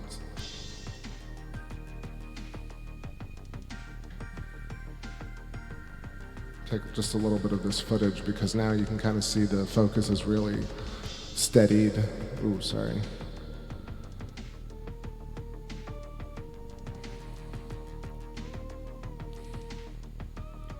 So if you really want to see like Saturn, I mean hexagons, I mean, you want to check out like the North Pole of Saturn and the North Pole of Jupiter. I mean, I guess the South Poles as well, but the North Poles that have been taken, that we have photographs of, really have these incredible storm formations, but they're essentially spirals at the corners of hexagons that are forming larger and larger hexagons, that probably inside those storms you probably have hexagons. And then, you know, the turbulent patterns are of course a noise type. So it's really incredible. You can kind of see it happening for real. And if you really kind of squint hard and start looking at the moon, you'll start seeing these kind of yin-yang symmetrical patterns and DNA patterns. Right here, I'll show you, right, like Mare Imbrium and, I mean, it's so obvious. So Mare Imbrium breeds right on the edge of Sea of Serenity, and right in the middle of your screen, essentially, you can kind of see a figure 8, or kind of a spiral, a helix. It's incredible, and that happens a lot.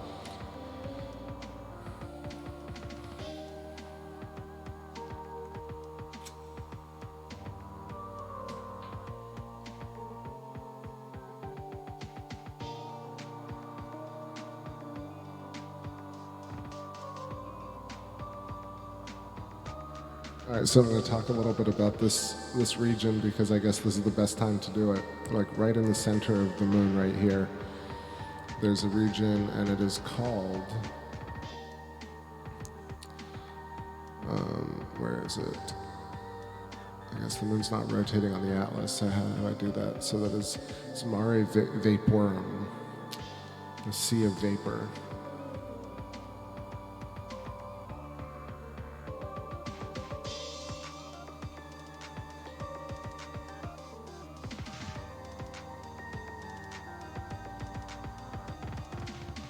So you'll see right around this region, Mare Vaporum, to the right of it, to the right of the text that I put in there, there's this kind of very interesting,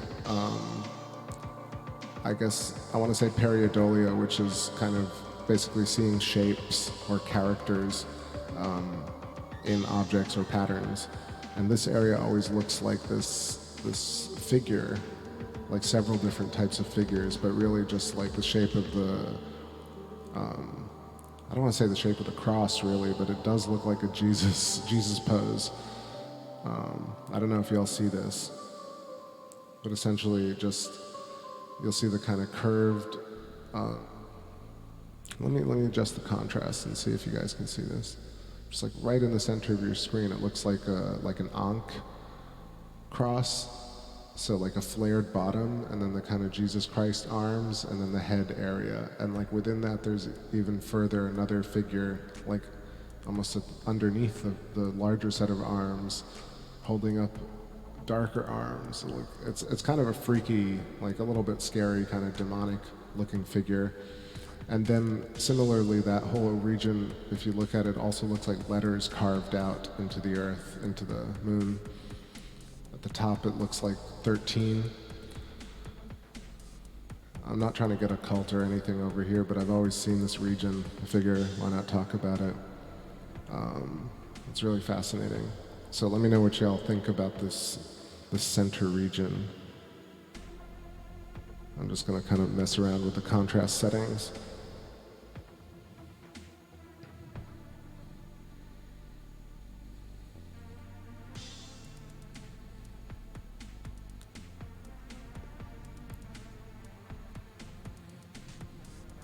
Like, I wonder, you know, if at some level, the reason we see patterns in things and lightning patterns, or like Lichtenberg patterns and fractals start looking like faces and dogs and elephants, my postulate is that I guess electricity is also conscious, and it must be in the same kind of conscious energy as all our minds, or the mind of the God.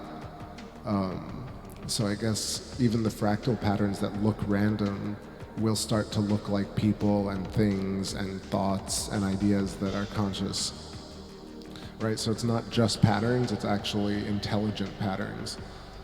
So I feel like everything that looks like things actually do look like things because we think of things like that, like the Jesus Christ pose or like the profile shot.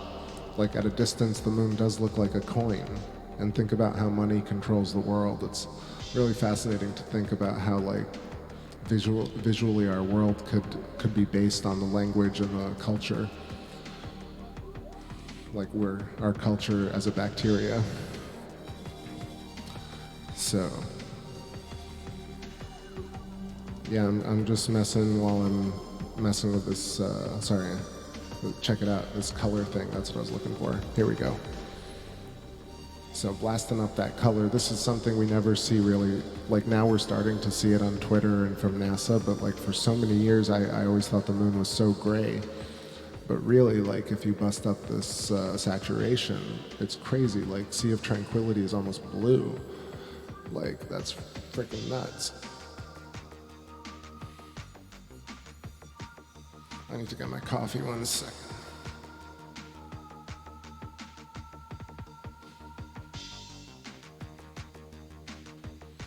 So here, again, like the separation between Sea of Serenity on top and Sea of Tranquility is another figure 8.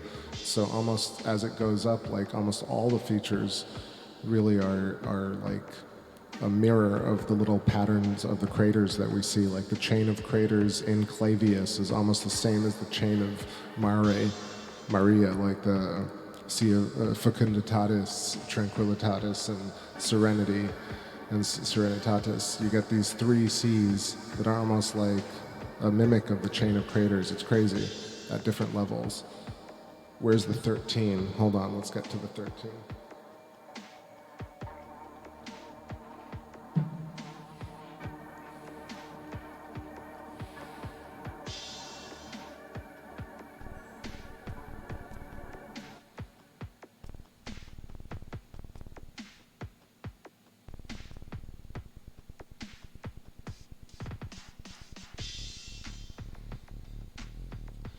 I guess when you look at it a little bit closer, it could be like 1B. It's this little region right here.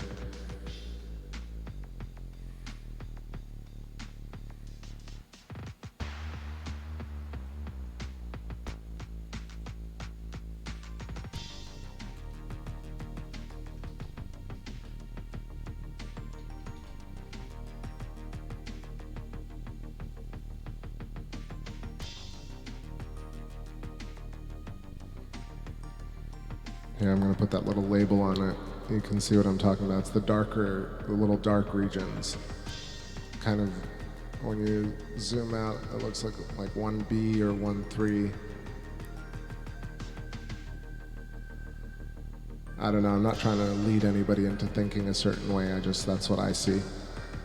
So going down that same figure, this whole area is like so interesting to me. I feel like this is a particular example of elemental things happening on the moon that no one really talks about. So look at these two little craters and how bright they are.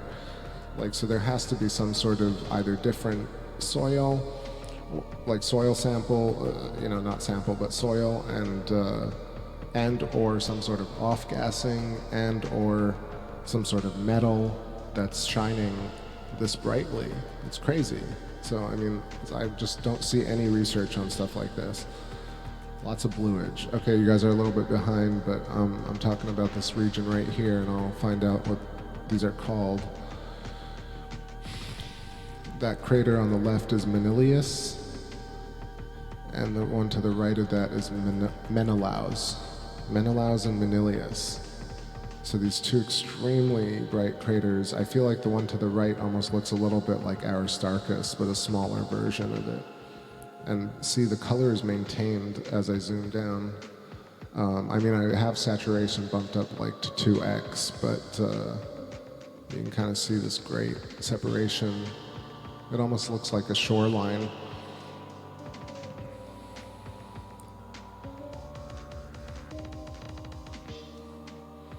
So we're looking at Sea of Serenity right here.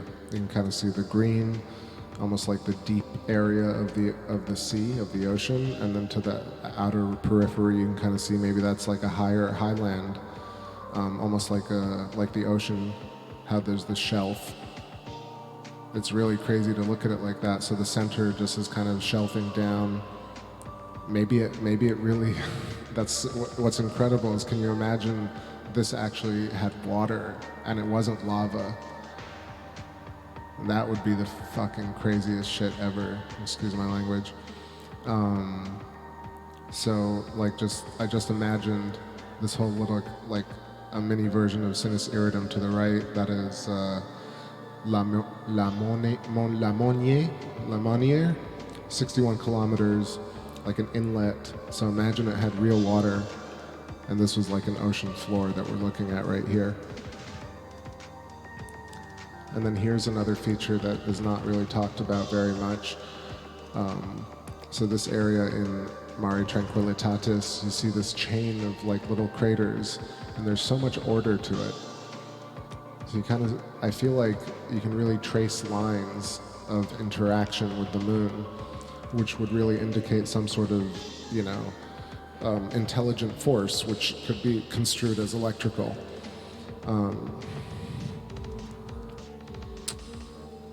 Here's another region which is extremely bright and has very interesting ray formations coming out. I actually haven't really looked at this portion before. very. So let's go in.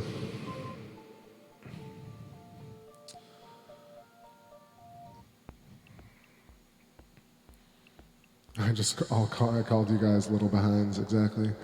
All right, so what is this one? This is Dionysius. Damn, all right. So Dionysius, I'm gonna zoom in one level.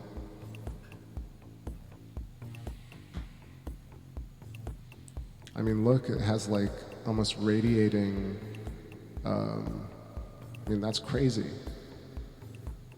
Let's turn down the saturation just a bit. You can kind of see that I'm not like, it's not because of the color. Look at that. So Dionysius acting all alive, having activity.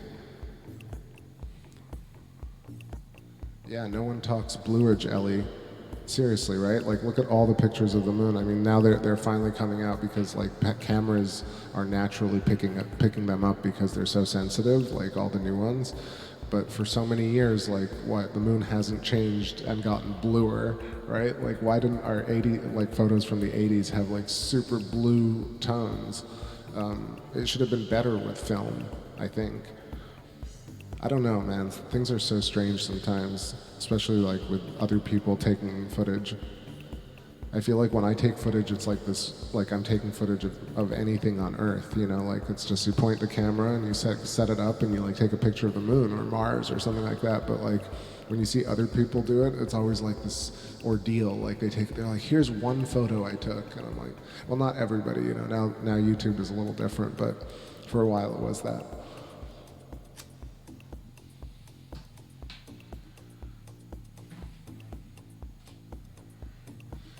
All right, so zoom out one real quick. So let's look at this other really interesting area, which I find, you know, pretty special, which is Mare Fecunditatis, which is Sea of Fecundity. And it houses Messier A and B, and Langrenus crater. And it has such a particularly square feature.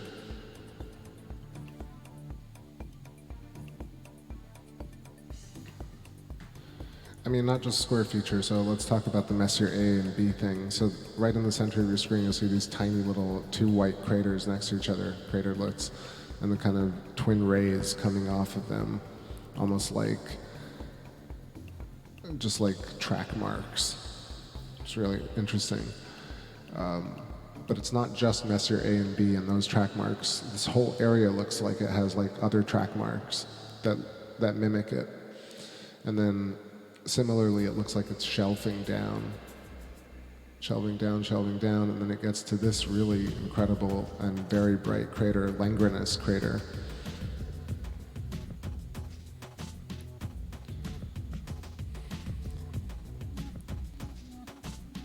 Let's try and adjust that just a bit.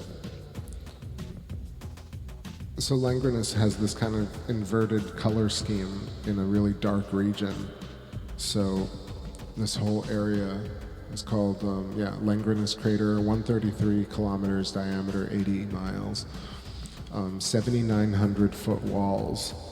So these are really tall sides that don't really look it. It's very flat. Mary Quite says, what minerals would cause it to be blue? To be honest, I don't want to sound like a fool and say something that I'm not sure of. I'm not sure. But I want to say that the moon has titanium and iron deposits. However, I mean, it's actually interesting. I feel like maybe if you used Google Earth, you'd probably see some regions on Earth that probably seemed like that, or reflected blue. But I'm not sure what the mineral deposit exactly is on the moon. Like I've seen some of the Apollo stuff, but it doesn't. I guess that's what really I guess they take spectrograph readings of mineral deposits, and based on their kind of chemical structure and I guess electrical ionization, they reflect a certain type of color. And so I would say that maybe iron in a certain type of capacity, or helium-3, or there must be a lot of things on the moon that change. One thing is that even if the Apollo missions like studied a lot of the lunar surface, I bet you there are regions of the moon that are completely different, that haven't been really thought about in the same way, or that can't be thought about in the same way. I don't know if it could be water. It seems like we're looking at the ocean floor with no water, because I guess water would really glint. It would glint in a way that was different. I feel like the mountain areas that we see that are glinting are more because of this thing that sounds really silly called off-gassing, but I feel like there are these like helium and neon and argon and this thing, I think there's kryptonite. Krypton? Sorry, not kryptonite. Krypton is a gas. And so the lunar surface has a very thin atmosphere, but it has a bunch of these gases that glow. And I guess they get ionized at certain regions of the moon. So there are areas of the moon that might be, I guess, more electrically active or magnetically active, and it excites these noble gases, and it creates these kind of these hot white spots. I think that's the reason for the white spots. The blue stuff is really fascinating to me because I don't like. Honestly, I can't really imagine what's going on. I feel like it should be not shades of gray necessarily, but green. And then Sea of Tranquility has this real blueness to it.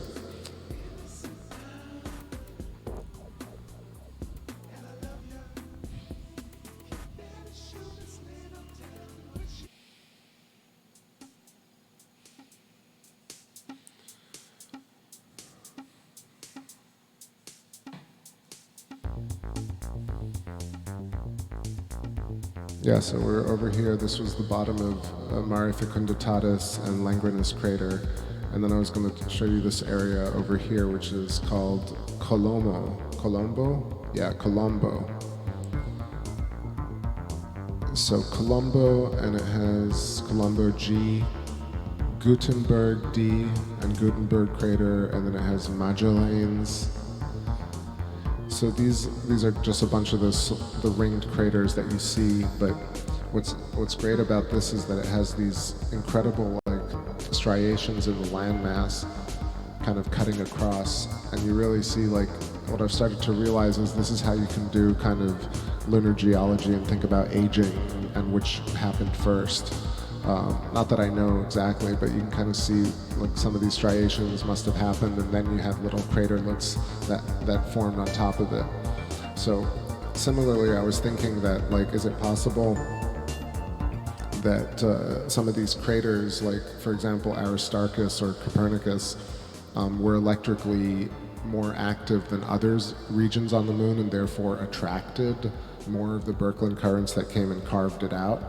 And so like, maybe the markings, the reason these craters are so active are because they kind of are the most electrically in motion, I guess, attracting current. Maybe it even still attracts current, like filamentary currents, like aurora, like the way we have aurora on Earth. The moon must have a very simple or a thin version of that. I feel like every planet and planetesimal body probably has a version of what we consider the northern lights, so aurora. Les Brooklyn says it reminds me of the Nazca lines. Yeah, that's actually that's a very good point. I remember seeing that and always thinking like, oh, aliens, but really it could be electrical scarring.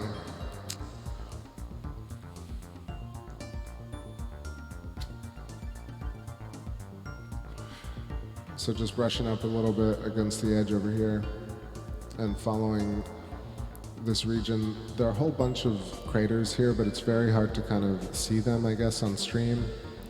So I'm just gonna gloss through a few of these. Let's see. Furnarius, Vega Oken, Young crater, Watt crater.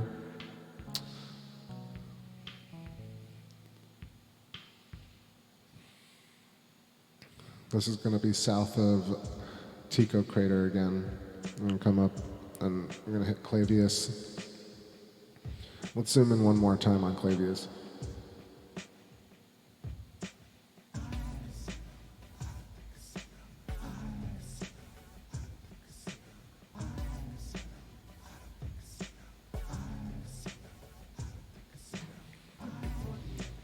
All right, so this is double time zoom on Clavius crater, and kind of see like right up close this string, this chain of craters. I want to say it's Rutherford, right? Yeah, Rutherford at the bottom. Rutherford actually looks like it has its own little central peak, and then the other side is Porter. There's a large other kind of dark craterlet, but then you see the kind of chain going up. It's Rutherford A. And I guess the rest of Rutherford's, Mike Rutherford, Clavius C, Clavius D, right? So it's not Rutherford. It's all these little ones are Clavius, Mr. Clavius, daughter Clavius, mother Clavius, brother Clavius, lots of clavii. But this whole region, I mean, this whole feature is unbelievable. How did this happen? How did it occur? Why don't we send a craft to Clavius? I think Clavius was in one of the movies though, right? It was in like Space Odyssey. The moon base was in Clavius crater, but yeah, why not explore this one a little bit further? And then Clavius, of course, comes up on. Let's look at this little region. Just like what's going on over here. There's going to be a lot of me being like, wow, what, woo, whoa, how, cool, sweet, nice. But I'm just in awe over here. Honestly, I've seen this a million times and it still blows my mind. How you feeling, chat room? What's going on? I haven't even looked. Giant step for bluish kind, giant salt lamp. Cool, cool. Oh shit, did I see a cloud? I think there's a cloud.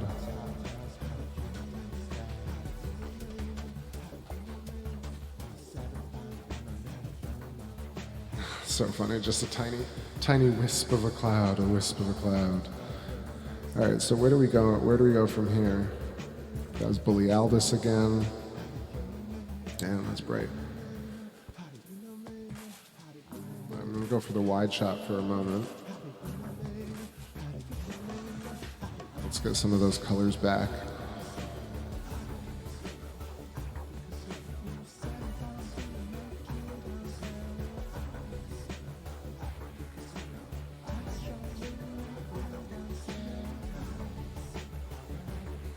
I want to see if there's other periodolia that I was going to talk to you guys about. So of course there's the little MI next to Proclus, or little high symbol. Let's check that out.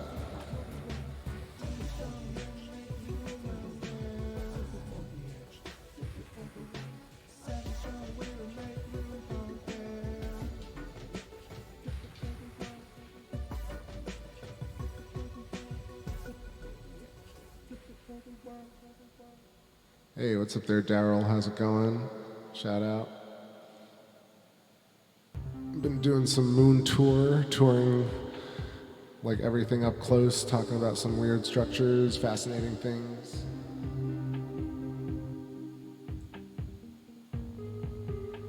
Talk about things that look like things. Here's the little high me.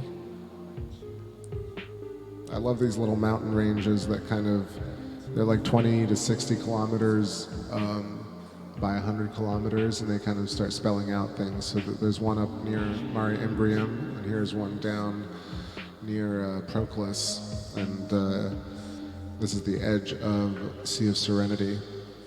Hollaback, Colorado.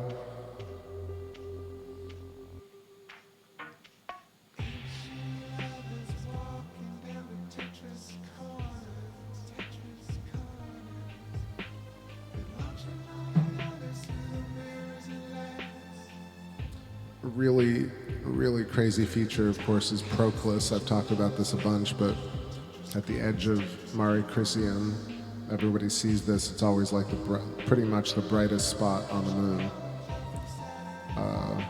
almost, like, I want to say Aristarchus is probably as bright sometimes, but Proclus is just crazy wow bright, and the rays coming off of it are just spectacular.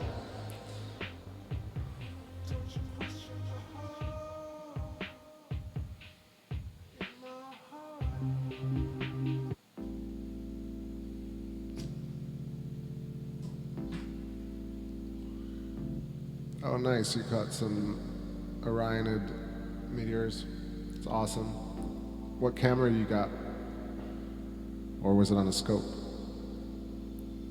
All right, so Pierce and Picard, the little craterlet eyes of Chrysium, but also really interesting feature at the very back of Chrysium. You can kind of see these tiny little craterlet mountain ranges, almost a little bit akin to what we've been looking at.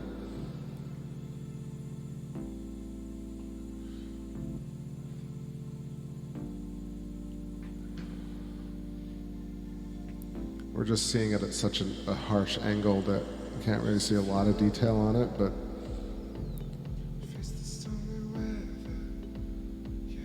yeah, Aristarchus is definitely,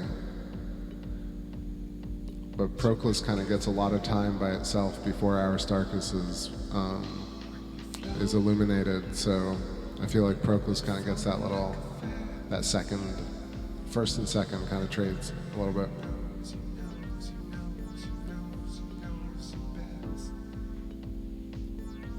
I mean, of course, it's also accentuated by the rays coming out and like being symmetrical like that, like a trident, not a trident, but like an astrid or whatever, star, like a three-pointed star shape. Kind of makes it, what is that called? What is the Mercedes symbol? Like Tycho doesn't glow like that. And you could argue that there's some smaller spots that are even brighter. Let's take a look at Aristarchus right now and see what's going on.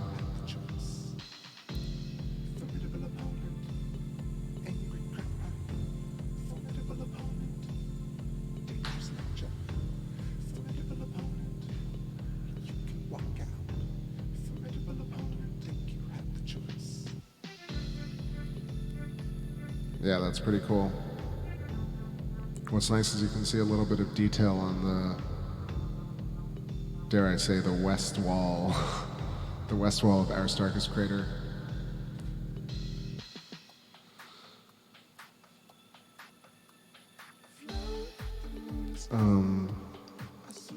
What else? Come back to me. So Aristarchus Plateau, and then Herodotus, right? Herodotus is a little craterlet, or a crater coming up right next to Aristarchus crater, and then inside is, what is it? It is, what's the snake? It's the snake. Damn, I'm totally spacing on it, don't tell me, I know. Aristarchus, Herodotus, and Schiller, no. Damn, come to me now. It's a Valus something.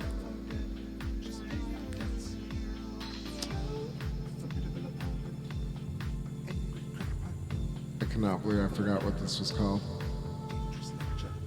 Anyway, it'll come to me.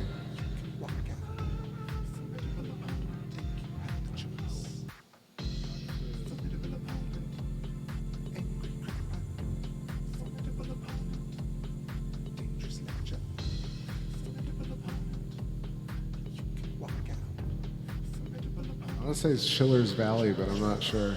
Yeah, fuck.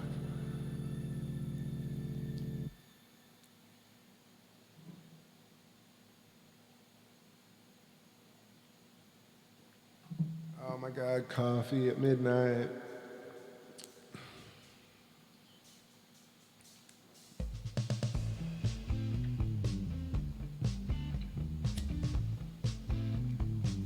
Yeah, thanks, Daryl. Vallis Scroteri.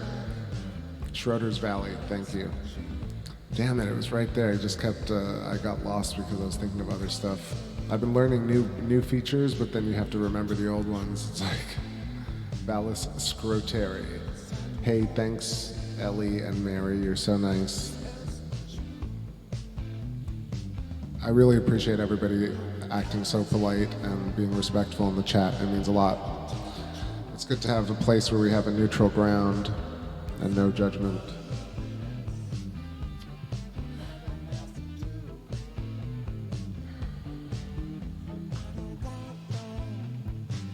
All right, so here back at Sinus Iridum and Montes Recti, again, that really great mountain range that looks like a word. Let's see what you guys think the word looks like. Why don't you guys give me tell me in the chat what you think these letters actually read out, and I'll just read them out. Let's see if I can adjust the contrast a bit. Sorry, hold on, come back.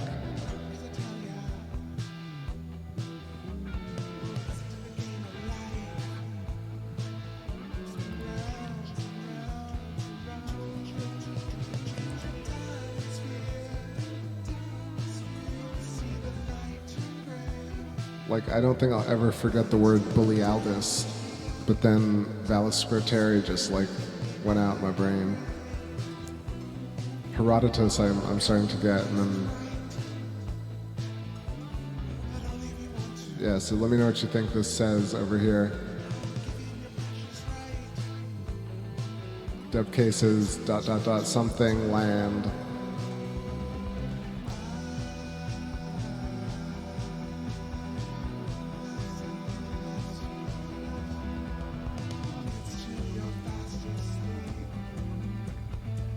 Right now I don't have any fingers left. I'm like, one's controlling the scope, one's controlling the tunes.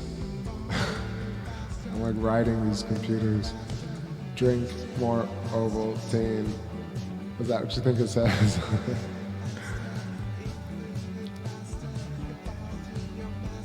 I just had chocolate milk, it was really good. Not Ovaltine though.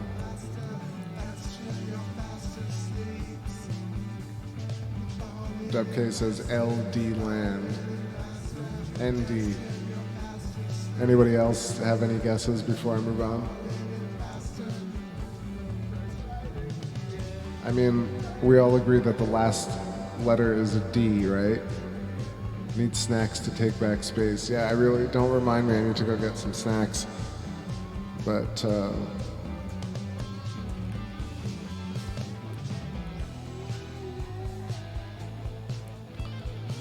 all right, I guess let's just bounce around a little bit. One more little tour up here. This is Mare Frigoris, Sea of Cold, north of Sinus Iridum and Plato Crater. This area is really cool. This always reminds me of kind of just melted, blistered areas. Look at the floor of this crater right here. Let's find the name of this one. It's so funny, you see a lot of these so many times, but I never looked the name up. Where am I? Where the heck am I? Am I north of this area? Okay, Epigenes. That's a pretty giant crater. Or am I wrong? Or is this Goldschmidt?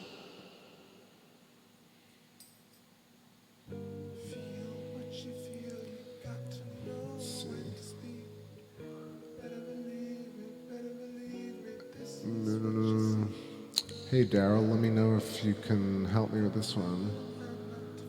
Let's see, is that W Bond? W Bond or Goldschmidt crater, I guess. Yeah, W Bond, interesting. And this one is Mayer, C. Mayer. Fascinating, fascinating stuff. Anaxagoras, I believe.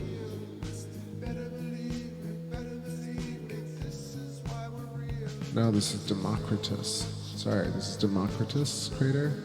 This is really cool. Definitely passed by this one before, but I always thought it was, yeah, it looks a lot like Anaxagoras, but facing the other direction.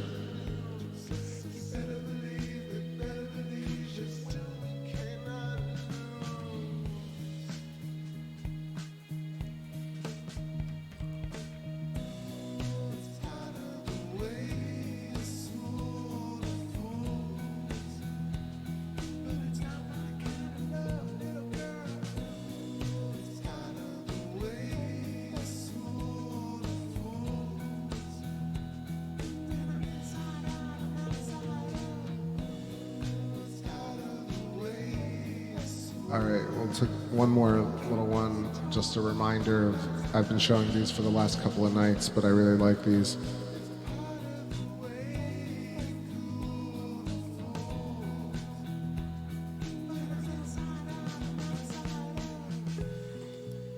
So top of the screen, Mare Marginis, and to the bottom left, like this whole region, Mare Undarum. So just a reminder so we can kind of learn a bit more about the deeper structures on the moon. You always see these, but you never really know what they're called. Also fascinating to think like how these were created.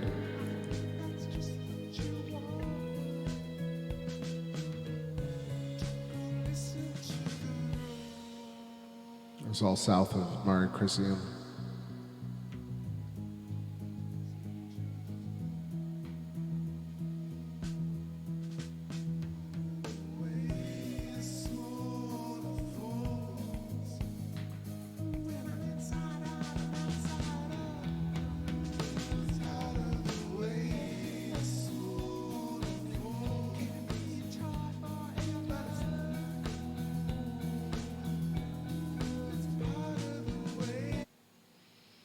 I'm going to take a little break.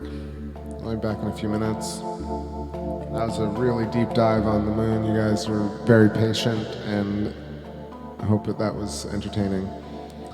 Come back and maybe do a few more jams, like a few minutes.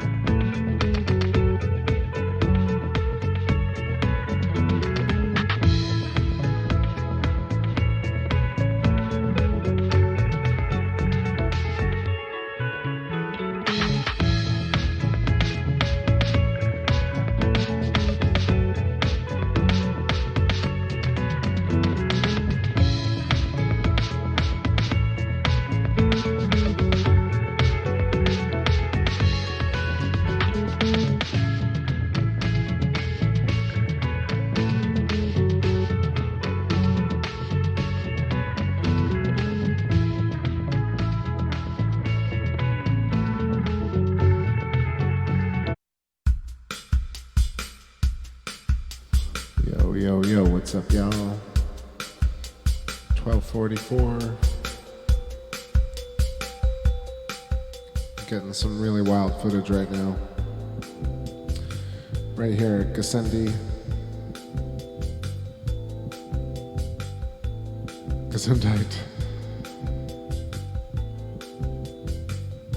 Was that for me? Did I sneeze? I don't know, did I? I don't even remember anymore.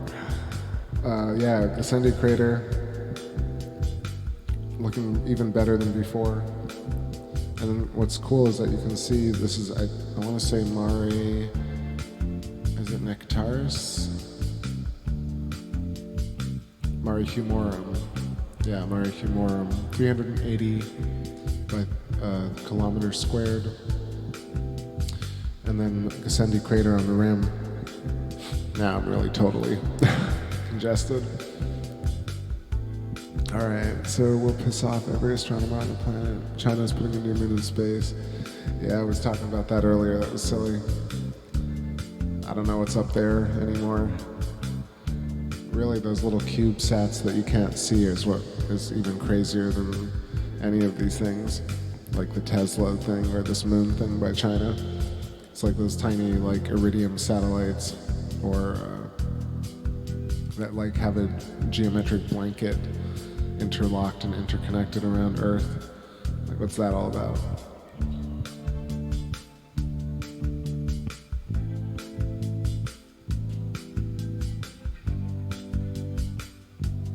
Because I don't think you really, all that GPS stuff is all done on land.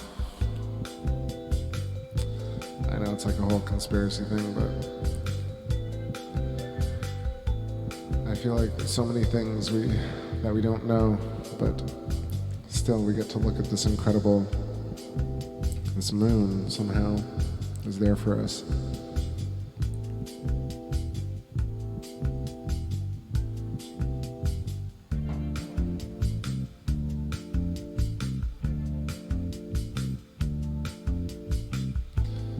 I'm gonna go find my smokes. I'll be back in a moment.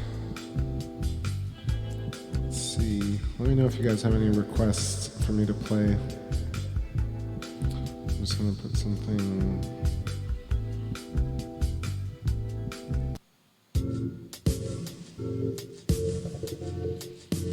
Alright, back in a few.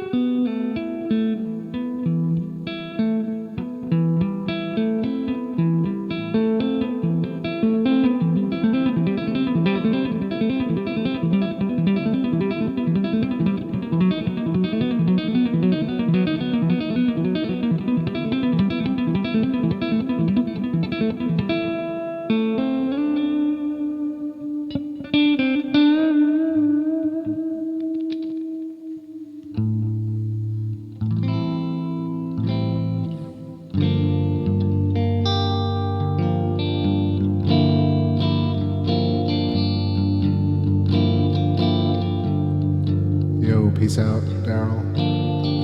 Have a great night.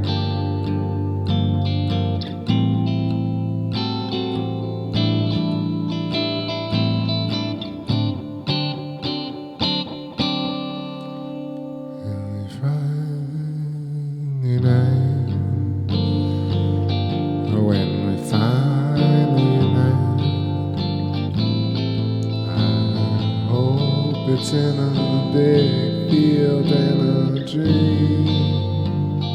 When we finally unite, I hope it's in a restaurant to feel the salt. Don't mind my dream.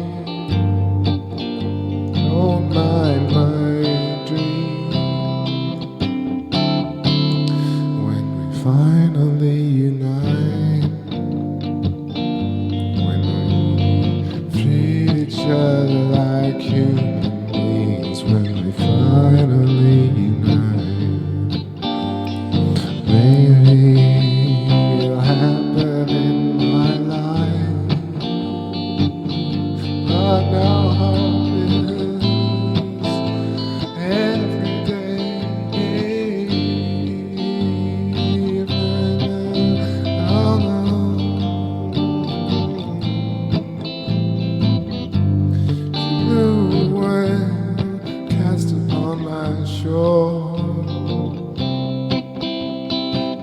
Follow the last man falling in.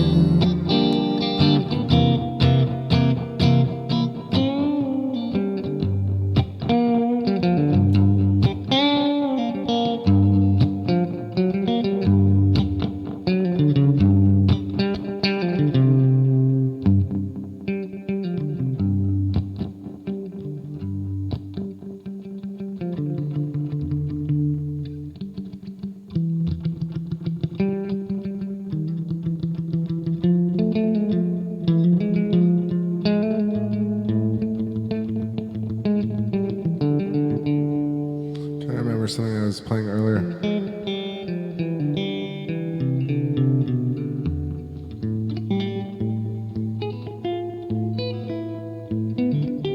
There we go. Something like this.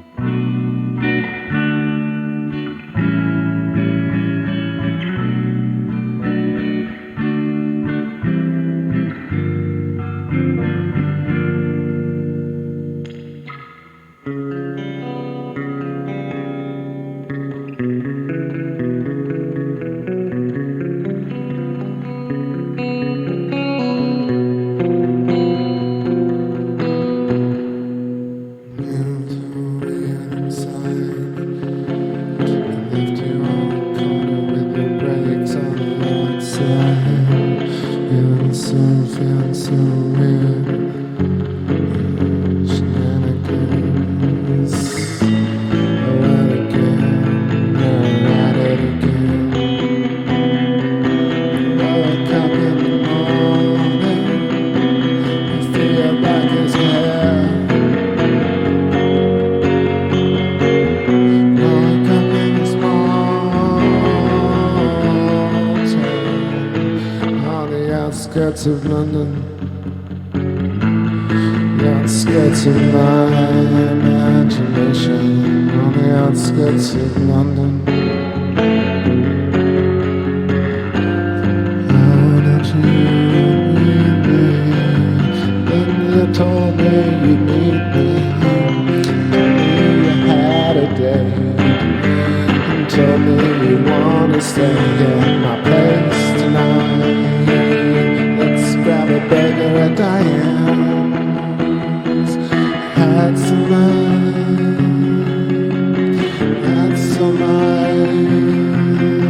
and I want some ice in my cocktail booth. Want some ice, want some ice. Lived with 3 blind mice in the ghetto. Had cricket street in the hands of the ghetto. Went to Woodstock one year. Oh, heavenly here. Had to 3 mice in my radio. Lived with 3 mice and I left to also go. I had a monster in my curriculum. Such a monster in my curriculum.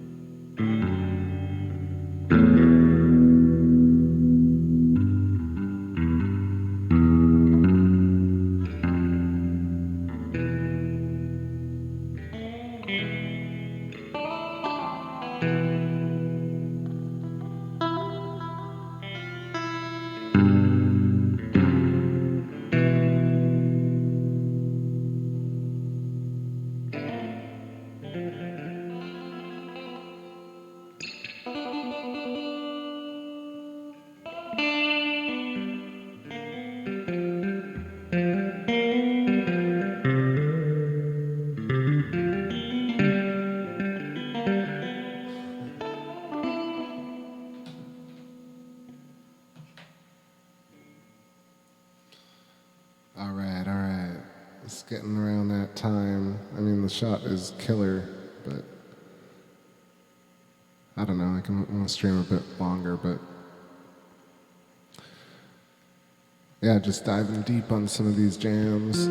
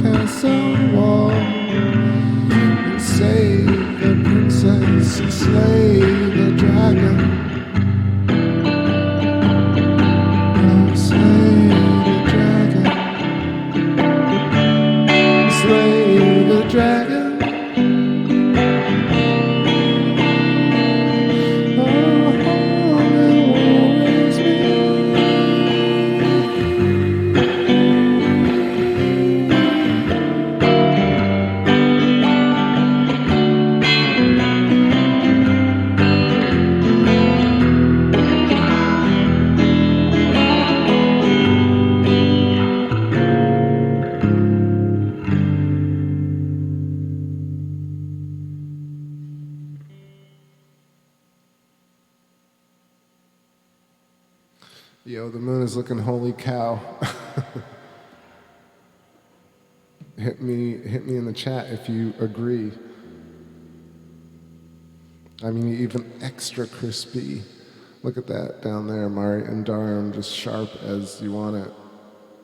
Some crazy stuff tonight.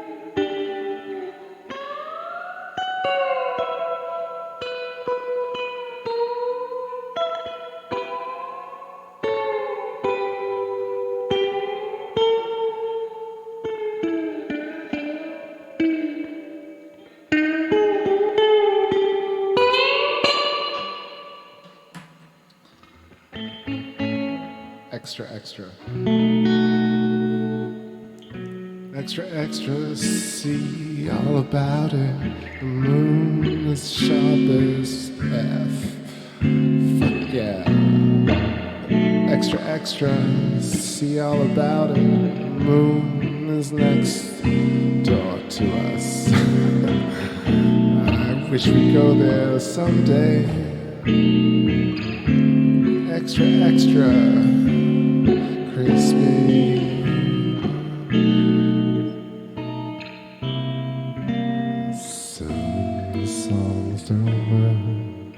Was there Mike Motes? Yeah, it's looking good.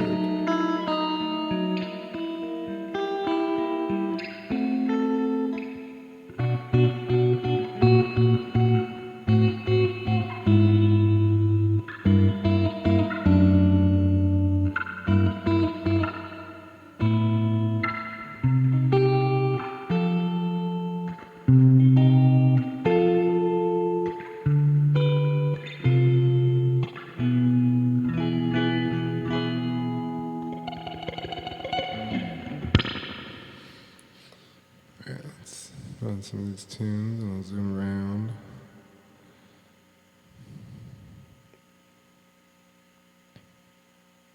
And no, it's not your speakers. I am slurring. Slurp. Slurm.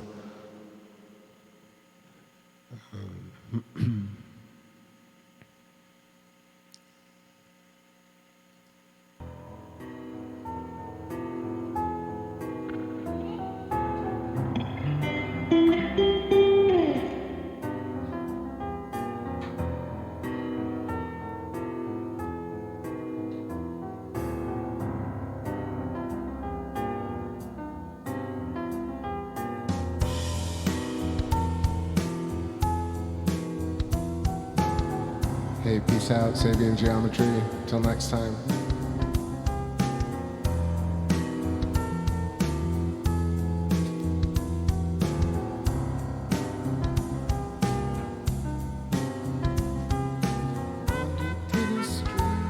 Fly away from my sinking body.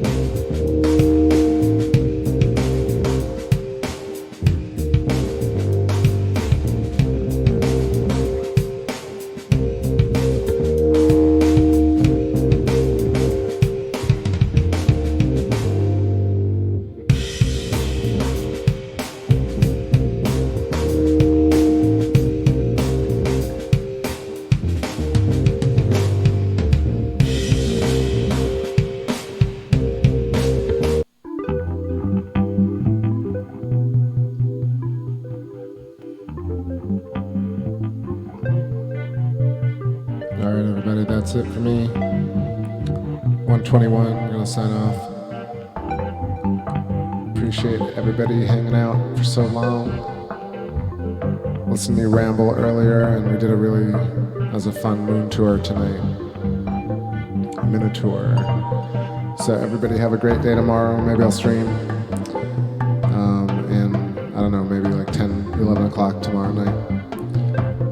Otherwise, be safe and be well. Till next time.